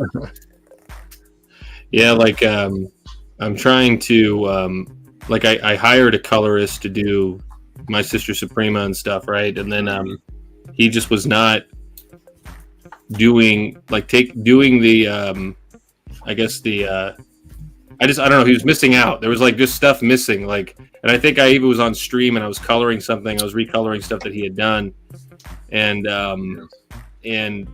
it just missed opportunity. So that's why I stopped. I'm not going to hire anybody to do coloring anymore. I just like, no one's going to do it the way I do it. You know, the things that I'm seeing, because a lot of it does. It like I saw like what you were doing with Sithra. I always remember going back to Sithra and seeing what you did with Sithra, and I'm like, no one is doing this because, well, for one thing, it takes a long time.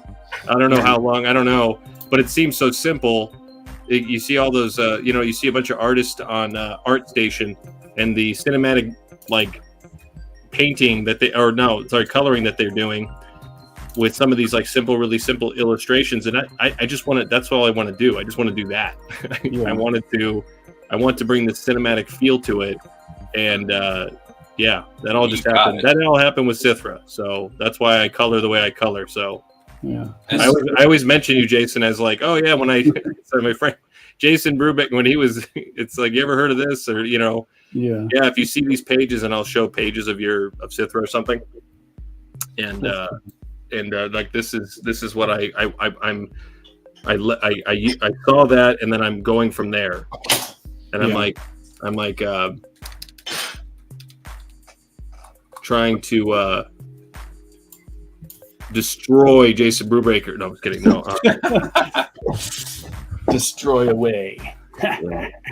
let's see. But that's kind of the fun of being in like the art world and the creative world like that, right? You can feel like excited to.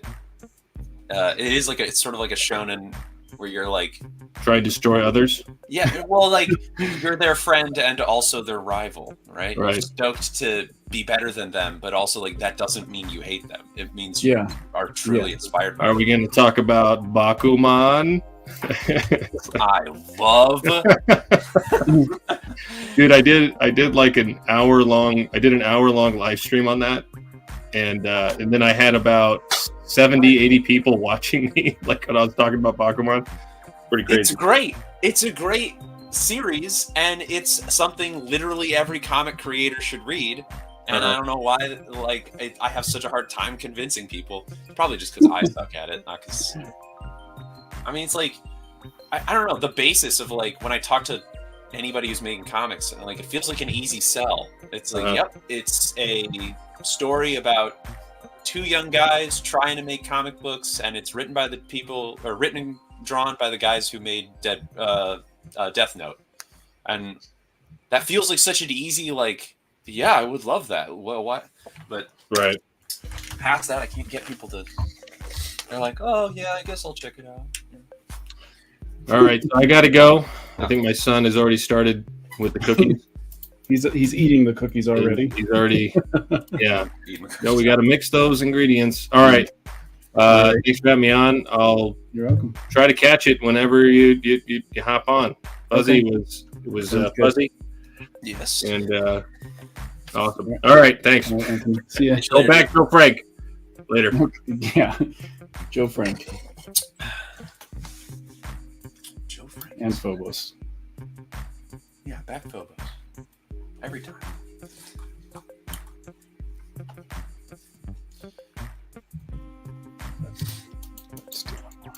I'm trying to preload some stuff so I don't have to waste everybody's time.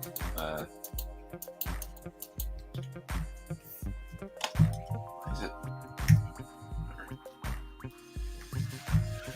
Oh, Yeah. I haven't been on one of these in how long has it been since I've been on one of your streams?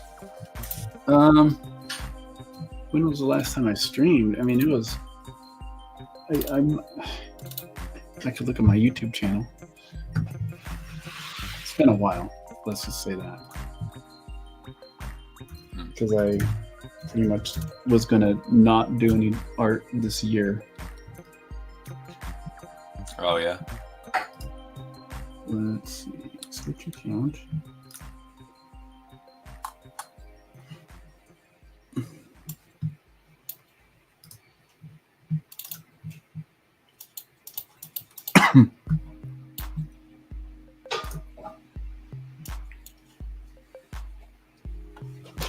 Okay. Last stream. Oh, I guess I gotta go to live. So I did a Patreon video call in September of 2023. And then before that, the last stream was May 15th of 2003 that I did an actual Let's Draw Comics stream. So yeah, it's been a while.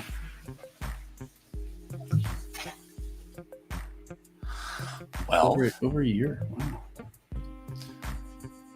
hey man, life takes us in interesting directions. So Yeah. not a bit of shame coming from this direction. Yeah, life does go interesting ways. But I'm very happy with everything right now, so everything's. I feel like the reason, like I've said this earlier, talking to Austin and someone else, yesterday. But I think the reason I'm being very productive with Phobos now and crushing through pages and enjoying it is because I just kind of have peace in my life, and so it allows me to be creative again. I didn't like being creative didn't seem like fun for a while, so I stopped doing it, because it was just a chore. And I'm like, why am I working on stuff and not having fun? Why don't I find something that's actually fun then, but now I feel like, yeah, this is fun again.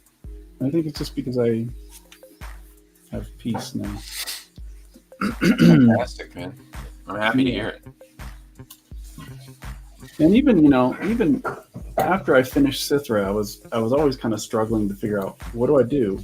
Why am I not enjoying being creative as much, And I was going a lot slower than I've ever done on some work, where it would take me longer, and it was just more of a chore to sit in my seat and work.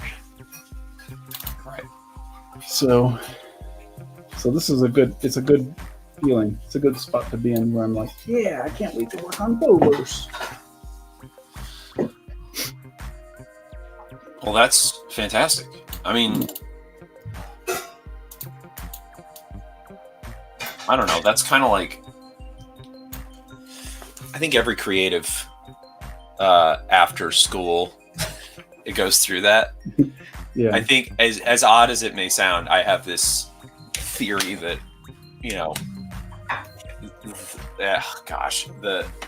the prisoner is more motivated to make art, Yeah. where it's not that you need that to make art, but that when you're in some sort of situation like that where you are required to do all this stuff that isn't art, there's like a big piece of you that's like screaming for you to do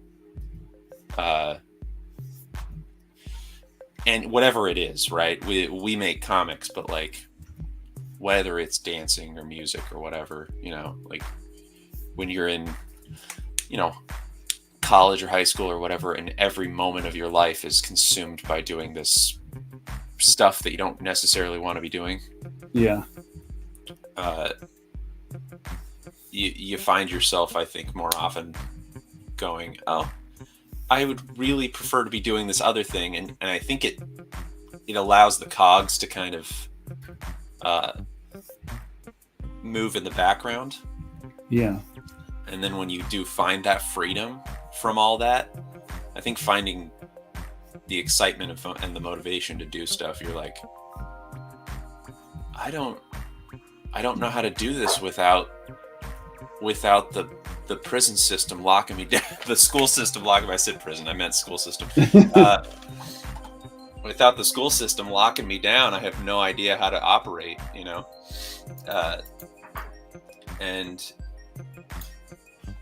I don't know, that was my, I guess I shouldn't speak for everybody. That was my experience. And I've talked to a lot of artists who also like run into the whole, now that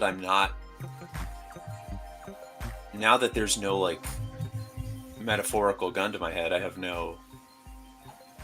don't feel motivated. Mm-hmm. And ooh, dang, man.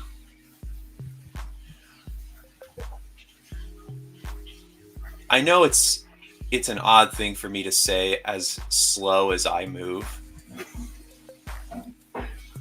but it was tough to watch you do each one of those hearts.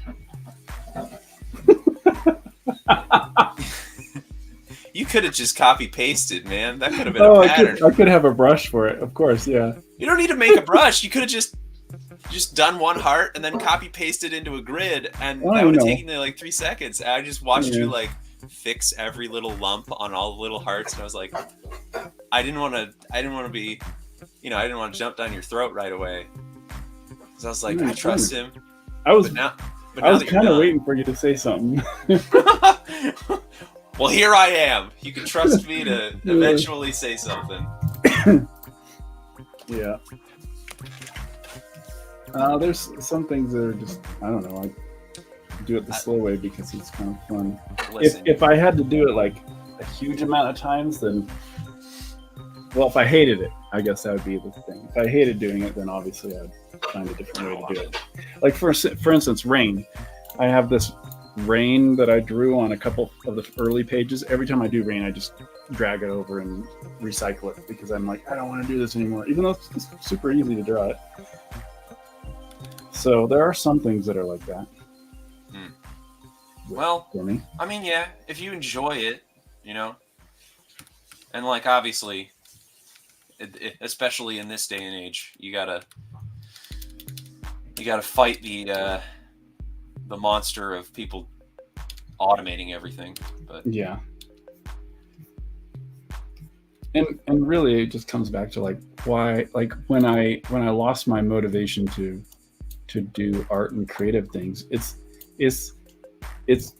was that I lost the enjoyment of the process.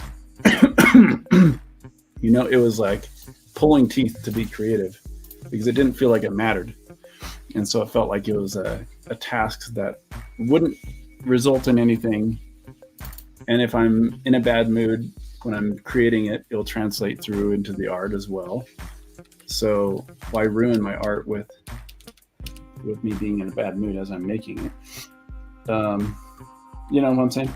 And so I abandoned it for a while to focus on something that was actually enjoyable. It doesn't mean it was easy, but it was enjoyable. It's something that I felt like had a purpose for me doing it.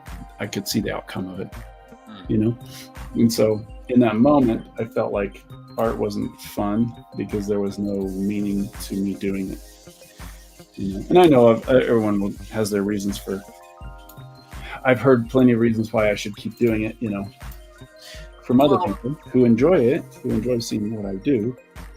Yeah, but you know? I mean, if you can't find the motivation, what's it? Yeah. I think you're right in not doing it if you can't get the motivation to do it, you know? I mean, yeah. My least favorite thing I ever got told in high school by my guidance counselor was like, "You just seem unmotivated." It's like, yeah, you're right. And I was like happy to hear him say that because I felt like somebody finally saw what I was experiencing. Yeah. And then I was like, how do I fix that? And he goes, you just need to get motivated.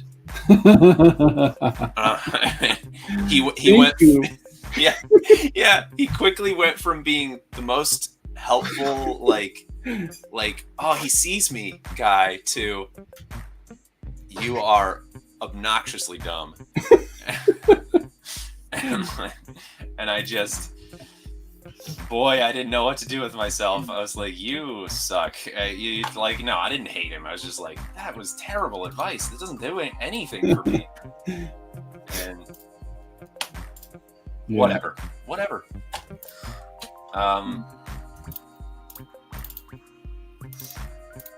But yeah, if you don't have the motivation, you're not going to make anything. And if you force yourself, I don't know.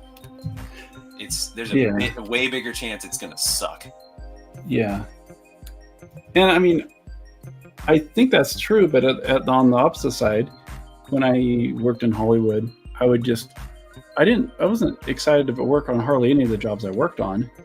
And so it was more about doing the work, like pushing myself to do the work that I hated. And then I look back on it and I'm like, oh, that's pretty good work.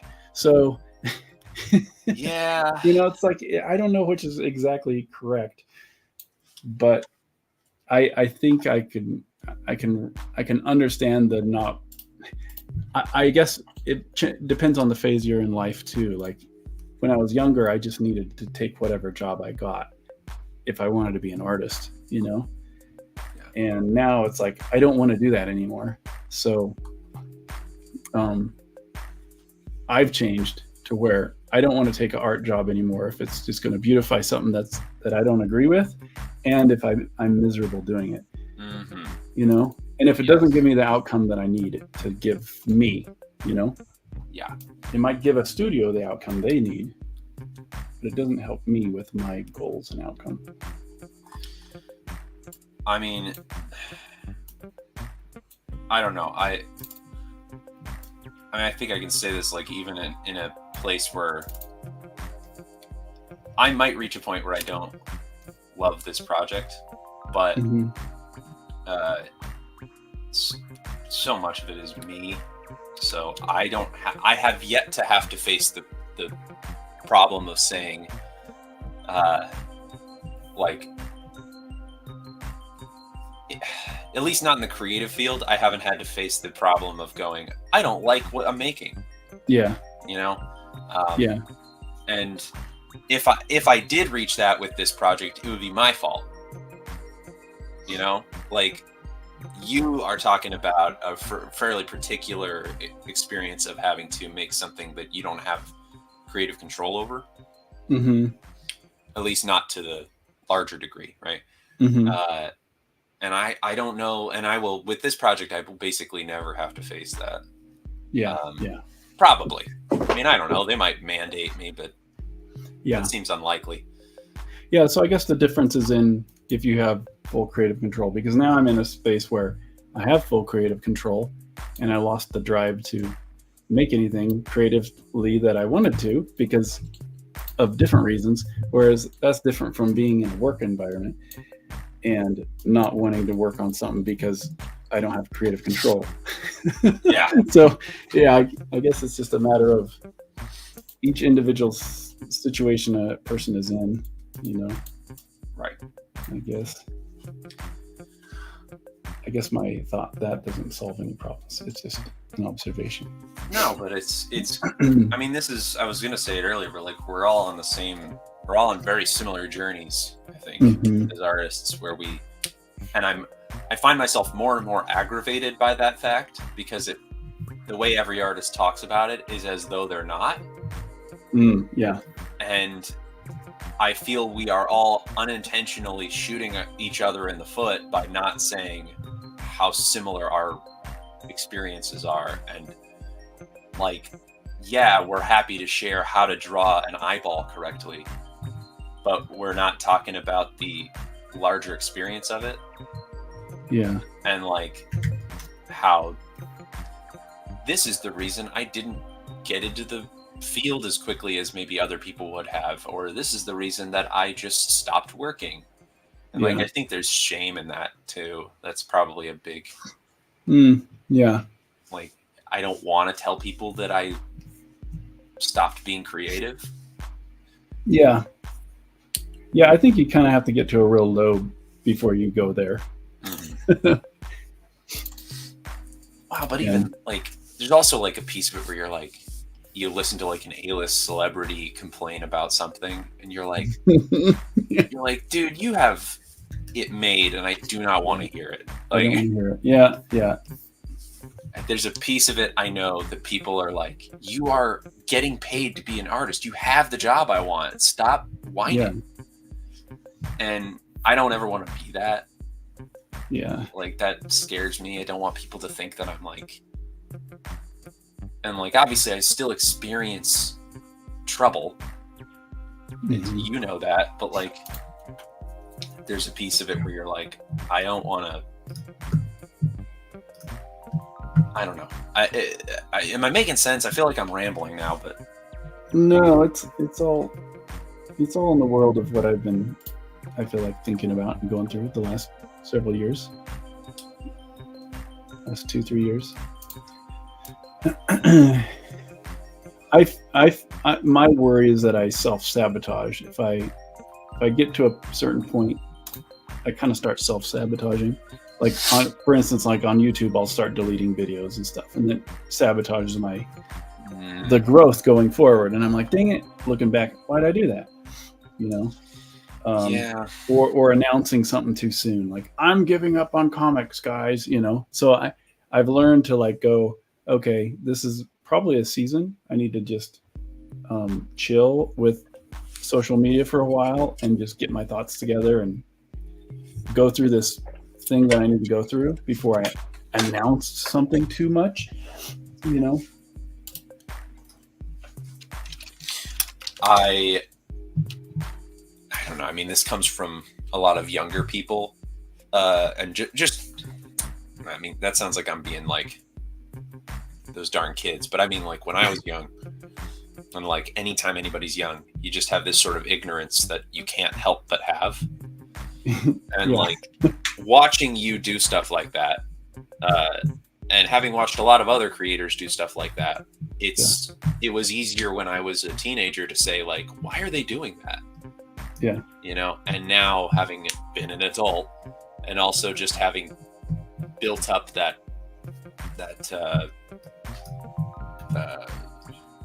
I don't know, not tool, but building up your ability to sympathize and empathize with somebody, and like look at the possibilities of what they might be going through. Mhm. Not even just like in hard stuff, but like just seeing when you delete a video and you're like, I wonder if they was just, they could have deleted that for any number of reasons. And I don't know, I shouldn't keep speaking for everybody, but like, I start to see stuff like that.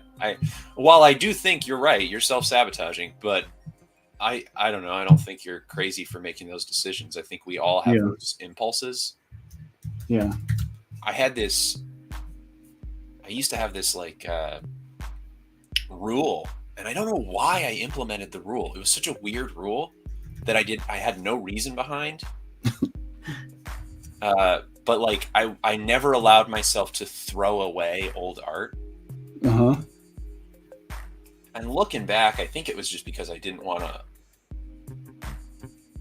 Like, I would tell people that it was because I wanted to see how far I'd come. Mm-hmm.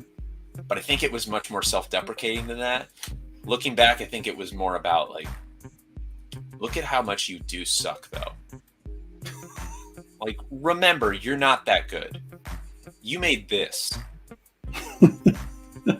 Like, never, ever forget, because I fluctuate so heavily between loving myself and thinking I'm the greatest thing ever, and thinking that I am also the worst thing ever, right? Yeah. And so, like, whenever I would keep my art from when I was younger to purposely remind myself when I was having a good day that I do in fact suck.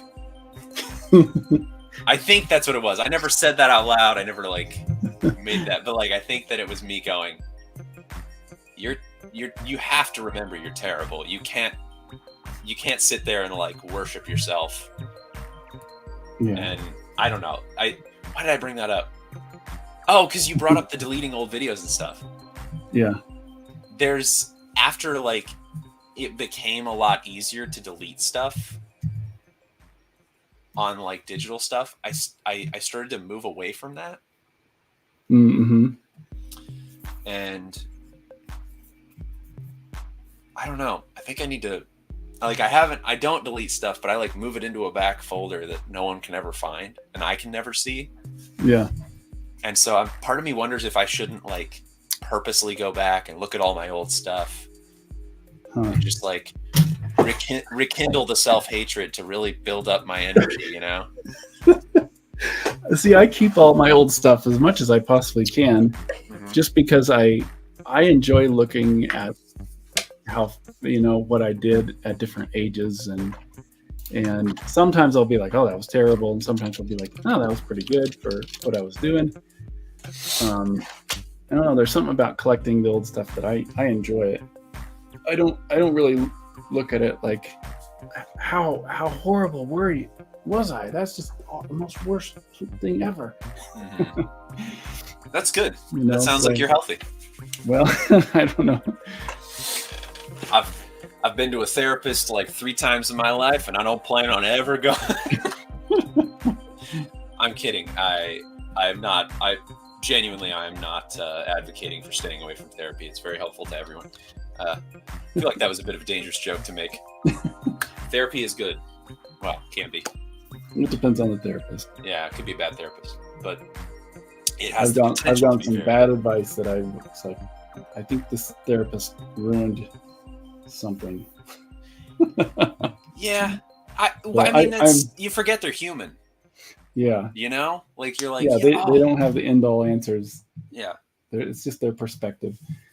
And when you're really vulnerable, it's like you can take it as gospel, you know. But hmm I think that's one of the problems with therapists. But I appreciate the effort and the desire to help people. You know. yeah. It's like, I don't know. We're not even talking about like the ones who are truly evil. You know. Yeah, yeah, I know. Yeah, people with good intentions, you know. Yep. That is, dude, that could be one of the many titles to my autobiography.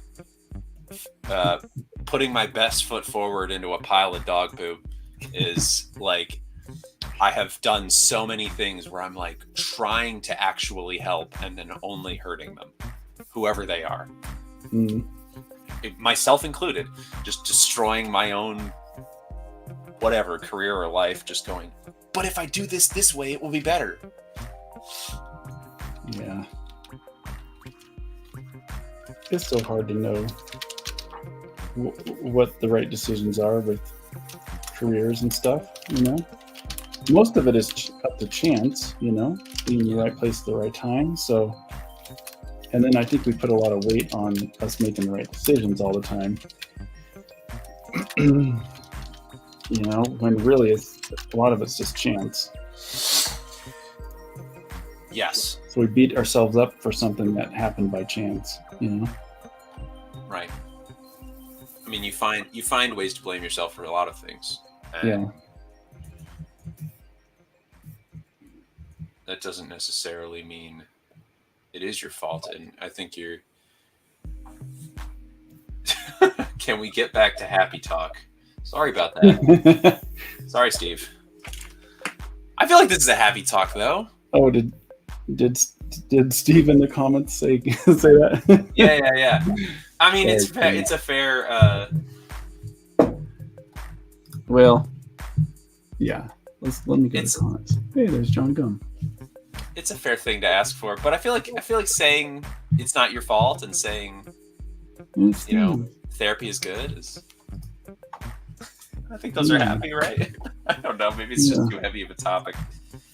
I do agree and believe wholeheartedly with what you were talking about. How as you get older and you experience more troubles and random things, you know, catastrophes in life, you're a lot it's a lot easier to kind of be lenient with how you judge other people's actions, you know. Mhm.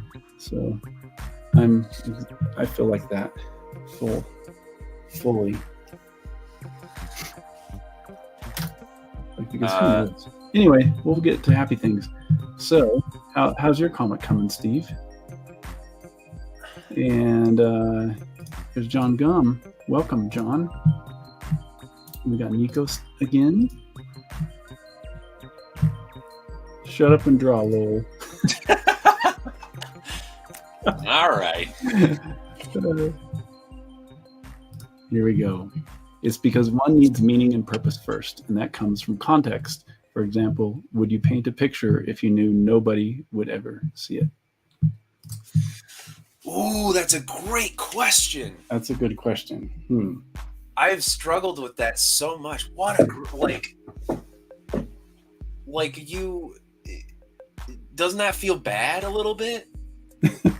The idea that you want so badly for people to see what you're doing.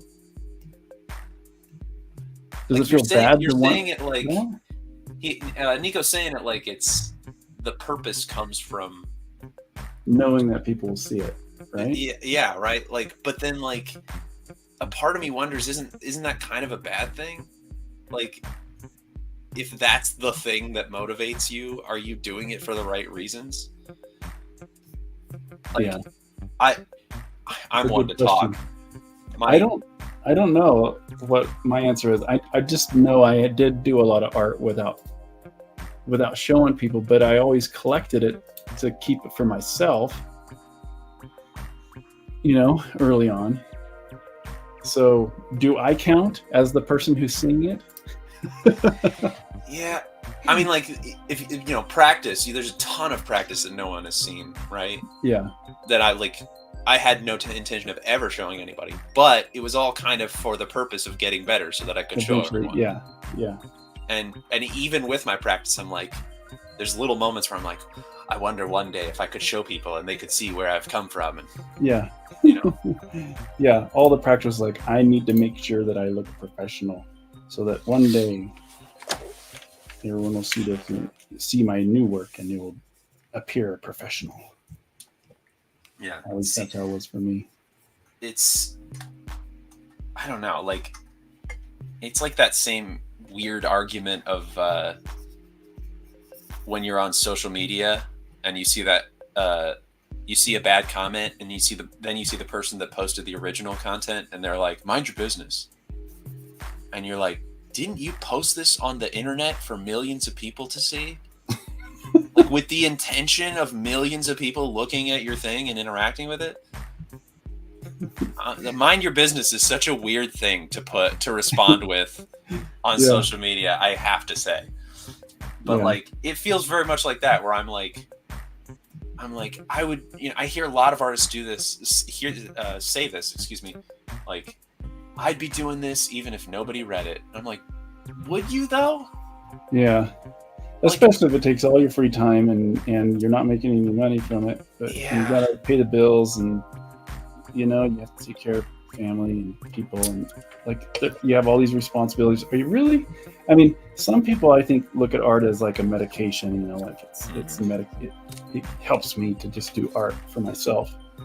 I don't know if I see art like that for me. To me, art is work, It's a lot of work. I can enjoy it, my work. Doesn't mean it's not art if it's work, Right. But I've never looked at art as like, oh, I just need to sit down and draw because it's my therapy,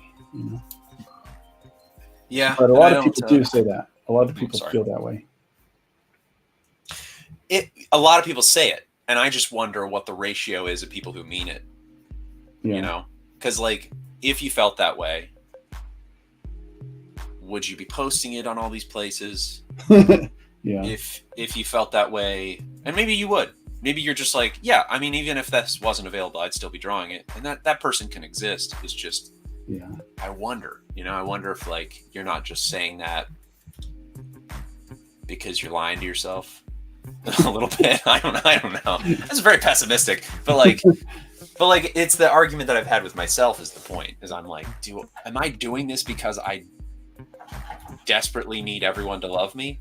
And unfortunately, the answer for me is yes. I need everyone to love me. If if I think you know about me, I want you to love me, and I'm going to do everything I can to make that happen.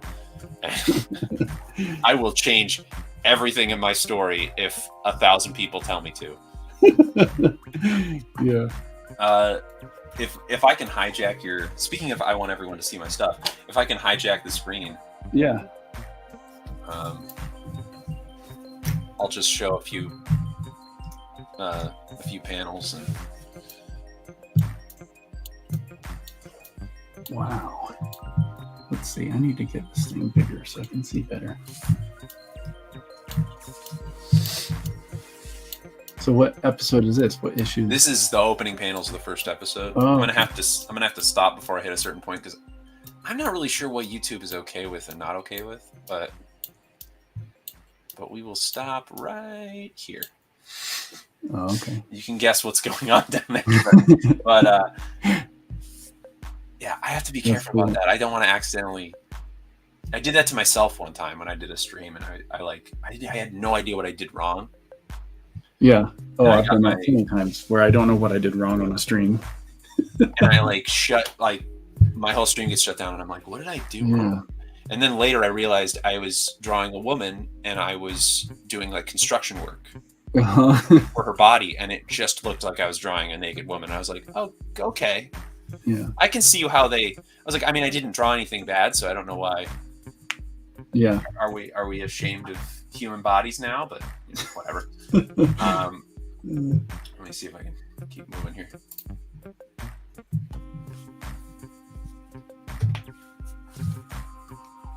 No, this is cool. I'm having a lot of fun with the mood stuff and like trying to be weird with it. And Yeah. obviously this is, the hope is that I'm getting better over time, and that Yeah, my it's first looking really- episode panels look a lot worse than my later episode panels. There's so much finished quality to it that I can see why it's taken a long time. It's Yeah. very polished. I'm trying to play the balancing act because there's panels where I've like purposely tried to pull back on that, Mm-hmm. because he was talking about it before, like cinematic, and and you're saying it differently, that finished feeling Mm-hmm. where it's like effect and lighting and everything and like atmosphere that I Yeah. want there, but like that's the thing that's like sucking up a lot of my time. And if I just did the lazy like flat, cell shading, I could Mhm. get way more done. Yeah. But I feel like the mood gets lost, and I don't know. I think a lot of that just comes with doing it over and over again and I say that because I remember when I was working at DreamWorks and I would see these color keys by the head of production, Ramon and Tang, and they would just make these paintings that were just breathtaking with color, but it would be very simple. And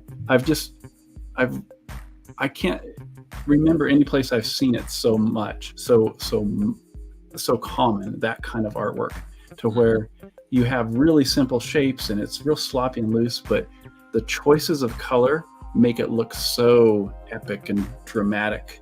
And it's real simple, but from a distance and first glance, you're just like, holy cow, that's amazing, Yeah. But you look at it up close, or you look at the layers, and it's super simple. And in talking to Ramon, he says that only comes with just painting things over and over and over and over and over again. You just know what colors work together and how to make this mood pop, That was something that, and like, I don't know what that, I mean, this is a million years ago now, but with Dead Air, where I specifically did this like way limited palette choices. Mm-hmm. And I did that because I wanted to get a particular mood out of the scene. I found that coloring to be way easier. Mm-hmm. Like easier in a different sort of way, because you limit your palette, you only have like 6 colors to choose from. So Yeah. you go, okay. Well, and in this way that I'm doing it, which to be fair, I can't do it that way with this comic. It just doesn't work. Like, I don't know how to put it this way, but like certain art styles are more fitting for certain, Mm-hmm. pieces of work. I think Yeah. we all can kind of agree on that. But like this, Wow. That's going to be cool when this is all done and yeah, you can scroll through it all. yeah. I mean, I'm 9-10 episodes in, and I'm getting faster and faster. It took me an embarrassingly long time to do the first couple of episodes, and then like I learned how to do it faster, and it just like has been becoming faster and faster. So like, Yeah. Well, it's interesting too because you have a lot of panels that are, bigger than the screen on Webtoons. yeah, And so you have a ton of panels, but then you also have panels that streak on forever. So yes, you're- and then like you're increasing the amount of work even more. defining panels also when you allow the model to sort of your art to work within the model, you're Mhm. realizing like, oh, if I break it up into panels too much, that becomes very samey and boring, and it becomes staccato, right? Mhm. And then what I find with a lot of these ones, right? And you know what, I feel okay with pulling back a little bit here, but like there are those single panels, right? Mhm. But then like allowing the big stuff to sort of working with rhythm and with how to allow these giant panels to like sell the moment, Mhm. and understanding that a lot of the, and I try not to crap on other artists, but like a lot of the missteps I see with other artists is either doing like either the one end where you're like all you have ever known is comic books, and so you're just doing like Yeah. a bunch of little panels, Mhm. or you're like only doing these giant pieces, and it's like everything is merging into each other and every moment feels the same, Yeah. and it's like all sort of the same problem where you're not,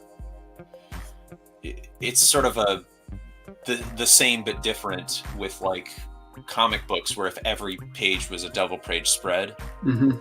and it's like no, there's no impact anymore, Yeah. and trying to teach myself not to do that Yeah. Yeah. is really difficult. First of all, not crapping on other artists, because it's so hard to know when do I implement this, when do I not. I think I'm doing okay right now. That's the hardest part right now, is just going. I've had a lot of people for a long time telling me I'm pretty good at art, so I feel okay about my art. I have had no one ever talk to me about my writing. Okay. So I'm like, we'll just have to find out when it launches. Yeah. That's going to be interesting. I felt the same way with my art. I always considered myself an artist first, and so I never considered myself a writer. But then when people started saying, I like the story, or I think it's funny, or this or that, You can screen back, sorry. suddenly I was like, wait a minute, maybe my writing's okay, and so I think I consider myself a writer first now, more than an artist. I think. Yeah. I mean, but that's like, I remember feeling super confident about my art a ton of times. And then you look back on that old art and you go, that's not good at all. And so this confidence I feel right now about writing is like that same fear of, boy, I'm ready to hate this later.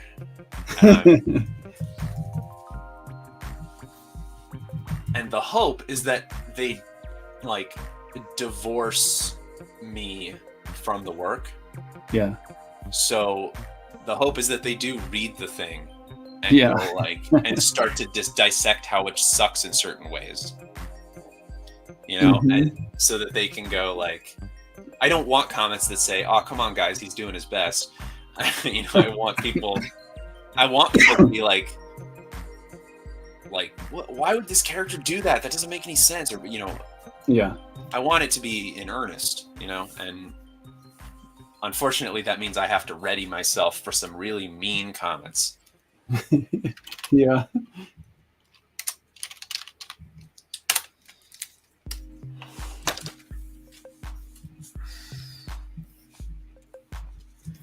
Okay. Trying to figure out how much more I should keep working on this page. It's probably good enough. It looks really good. Would you like my one? Yes, I would like the- to. You're literally fixing one of the things I was about to. The foot is like feels like it's the most important thing on the page right now. Okay. Yeah. The glowing foot. The glowing foot. That might be my only. I could put it into shadow. I would just. It doesn't have to go completely into shadow, but like just pulling back a little bit on the glow because it's like. Oops. It's just sort of. It's reaching out to me in a way that like even the giant splash panel is not. So. Yeah. There, I kind of took the glow away and kind of threw it into shadow a little bit more. Well, now it looks like. Can you split the difference? Too much? Oh. I don't know. I'm being nitpicky. Being nitpicky, on the but like, see, the spread will be right there in the middle, so the foot will kind of disappear in the spread. all right. Well, you do what you want to do. I'm reacting to what I'm seeing. It's Yeah. No, Is that tooth I falling appreciate- out of his mouth? I should just take the tooth out because it doesn't make sense. Yeah, I don't understand it, He but has a full mouth of teeth, and then there's a tooth. well, he also doesn't get hit in the mouth, so I know. Yeah, I think I will remove it. this is, for the record, as mean as I might sound like I'm being to you right now, I really would desperately love someone to do this to me. Like, Yeah. like obviously I can't do it on stream, but like I would love for somebody to be like, "Hey, did you notice that you made this insane weird error that like doesn't make any sense and the continuity's stupid?" And I'm like, "No, thank you." No, I didn't do it. Yeah, I'm making the foot even darker now. You make I'm those going- decisions. I'm doing the opposite of what you suggested. Sorry. No, you're not. I just pointed out a problem. All I'm doing is I'm taking out all the the contour shading so that it kind of falls away from importance. You know? Yeah. No, you're good. It was not. I try to be really general with my criticism like that because I don't. What was it? Was it Bill Hader? Do you know who Bill Hader is? Yeah. He's the SNL guy who ended up. He's got that show Barry, and he's been in a lot of other stuff. But Yeah. he was talking about the writing process for Barry, Uh-huh. and he was like, what did he say? He said, "What I found was that people are really, really good. Like regular people. It doesn't matter if you've been trained in writing or not. Regular people can find the place that's wrong, Uh-huh. but they are terrible at giving you an answer of like Okay. a solution." Yeah. And he goes, even a lot of people that I think are really creatively smart, he goes, are oftentimes give me bad answers. Yeah. And I've thought about that a lot. And like, I like it because I think that if I give you the problem and you find the solution yourself, then even if my solution would have been good, it wouldn't have been your solution. Yeah. You know what I mean? It would have been you doing what I told you to do, Yeah. and like me stepping on your creativity. So like, I don't know that I'm doing a great job of it, but I have been trying to be like leave the opening for people to make their own decisions.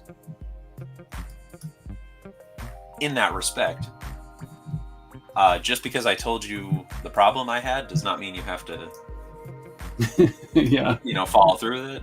Yeah. I understand. Yeah. I think at this point I'm pretty good at picking what critiques to listen to, Mm-hmm. you know. And I can see it. I can see the reason the foot was kind of sticking out. So it makes sense to do that. Yeah. Yeah. Well, Let's I'm see. glad. I'm glad it was taken well. We have one more thing I want to do, and then I think I'll be done. Sorry, I caught you so late in the game here on this particular stream. No, it's fine. It is perfect because Austin was on for a little bit at the start. And then, oh my goodness. Photoshop is so much more glitchy now than it was before. Yeah. The you have like the latest version, right? I must. Because I have the Creative Cloud. I guess it doesn't automatically install. Does it not? Why wouldn't it? Mm, Well, I guess I don't. yes. I guess I would rather that be a choice. I mean, It it just says, feels like it they would. says update available, so I guess I don't have the most updated one. Hmm. I mean, knowing them, I would suspect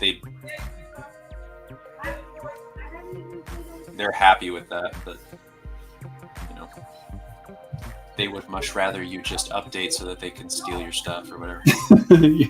Did you see that, by the way? Yeah, I've heard a lot of people talking about it. I saw some YouTube videos on it and stuff too. I really don't like how Adobe's been handling things way beyond that, way longer yeah. than that. So I just feel like it just adds to the list of things that are annoying. Yeah. But I'm not convinced that they're purposely trying to steal stuff from artists, but that could be wrong. I'm again, this is probably just me being a pessimist, and like I've got a noted problem with paranoia, but like they, technically speaking, the verbiage in the terms of service and whatever is not necessarily saying I don't know how to put this. It's not directly saying you give us rights to use your work in AI, but it's also broad enough that they could. And I think there's a lot of faith being given to them by certain creators. Yeah. And I think that if they had a better history, I would trust them more. Yeah. And they don't. And I have too many reasons to say, like I don't know that I trust you. I think you guys are pretty. You've shown to be pretty selfish up to this point, and it just sort of feels like I believe it. And it's not just because they're a big corporation either. It's because they specifically have done too many things, and also they are implementing AI tools. Yeah. So, like, they need stuff to feed their AI. Yeah. The thing that is bothersome to me is the whole thing where they're training all their AI on stuff that people uploaded to license in their licensed content, like photographs and stuff. Like, that's just, if I was one of those people that made a bunch of licensed stuff to sell through their thing and then suddenly found out it's all being used to generate more licensed stuff, that would really bother me. It hurts. It feels like, yeah, I don't know. It feels like we gave you our trust. Yeah. We gave you our money. Yeah. I don't know. There's a point where you can't say we oopsied, Yeah. Or like, you guys are big enough and enough of this. You're in the business, so your brains, somebody's brain in your company should be attuned to these decisions. Yeah. And know when it is a bad one. And it becomes a lot harder to believe that somebody in the boardroom didn't say, I don't think this is going to work out. Yeah. And I don't know. I have never used Adobe, believe it or not. Really? Aside from like a free trial at some point years ago. Well, that's good. I mean, if I wish I wouldn't have like learned everything on Adobe, Yeah. because that would make it a lot easier to just not be using it. There's tools that Adobe has that I wish I had, Yeah. but most of it is just like stuff that I either don't really need or things that I can find in other places. Like GIMP Yeah. is a good one, and I'm not literally photoshopping. You know, I was unable to afford all of it for so long that I just learned to live without it, and I'm doing great, I think, emotionally anyway. Yeah, you don't have to do it. All the stupid stuff they're doing. Dang it. You ever cannot believe I just did that. All right, whatever. You ever select the wrong, like do the wrong selection? Oh, Like yeah. you like you're negative selecting instead of positive selecting like you thought you were. Uh-huh. Yeah. I just did a All whole the time. character that way. Oh, I'm so mad. Okay. Okay. Everything's fine. I think I could find a way around it. I don't want to reselect all that. That's so dumb. And for those who are wondering, no, I cannot just reverse my selection because I properly selected the character right next to them.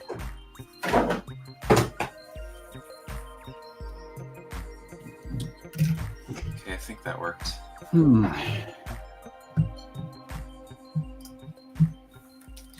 I should be done with this, but I keep working on it.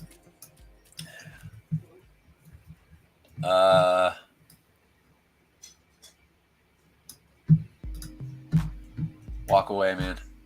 I should. There's no point in doing anything more. It's No, not I going to don't- change the story. I don't mean shelf it and be done with it forever. I just mean walk away for a minute. Walk away No, for I a little see. bit, go to a different page or go have lunch or something. There, I like that better. I think I was just going too dark on it. Looks Okay, good. I will walk away at this point. I think it looks great. I do. I think you might come back to it and say the haze is too much, Yeah. but I'm not even sure I could confidently say that. So I think you're good. I'll compare it to the page before it. Where? Here's my folder.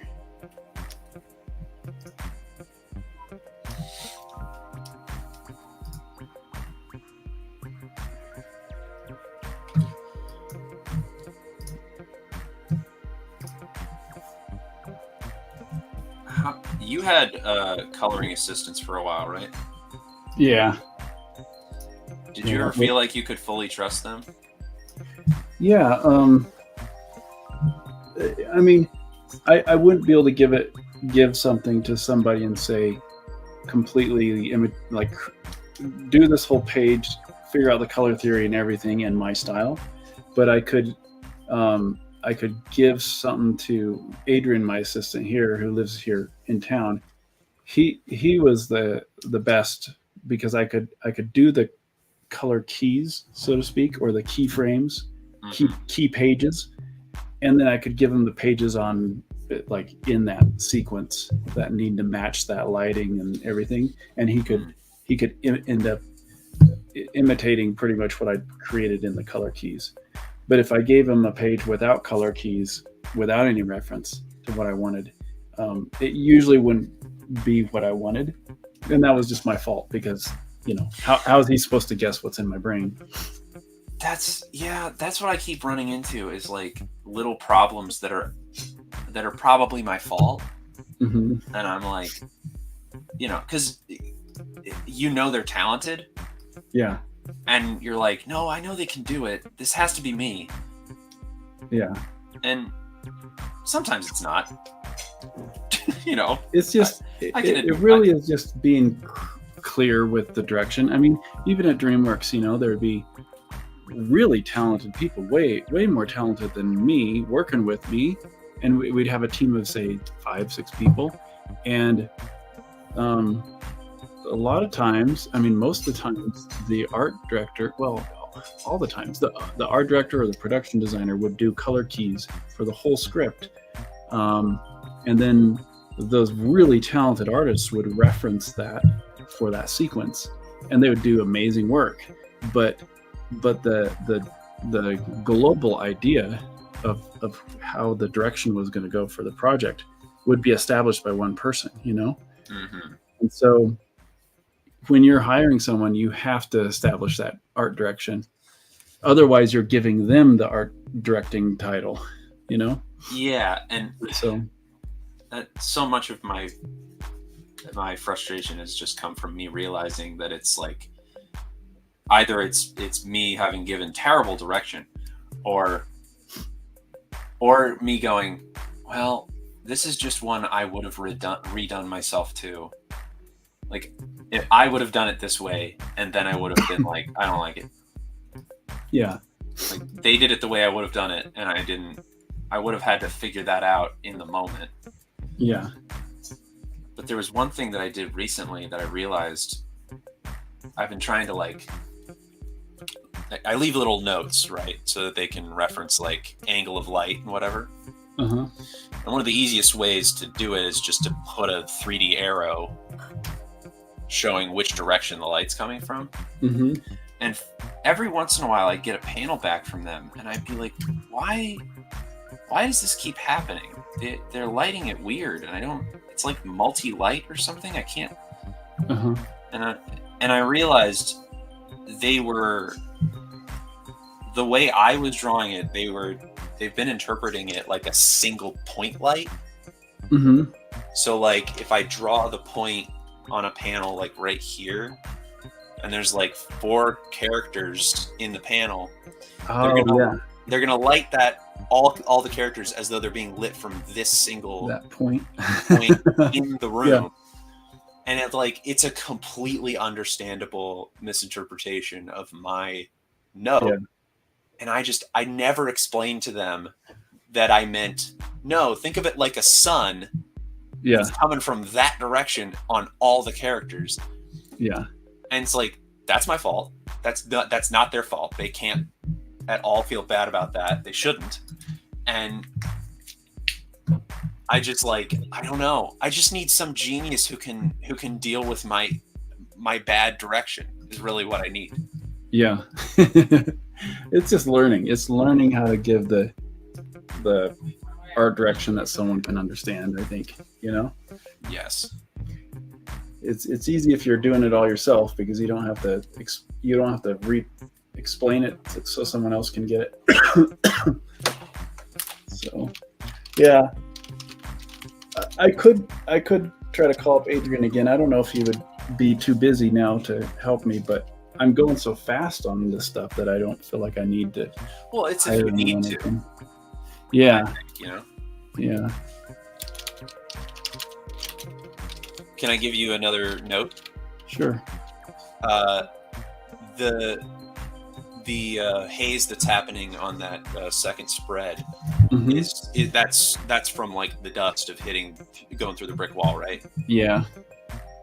Is there a way to make it look less like smoke and more like dust, More like more dust. more particle-y? Yeah. I'm sure I could do Because that. it doesn't look bad. It's just the feeling right now is smoke and less like. Mm-hmm.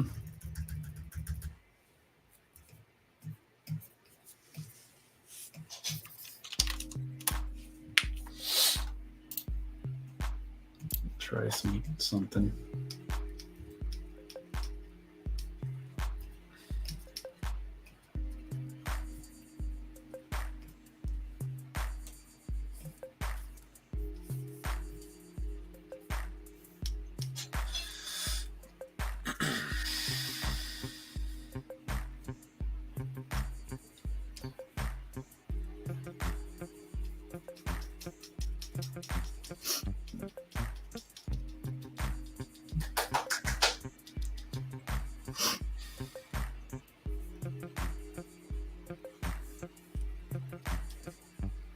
Oh, like it.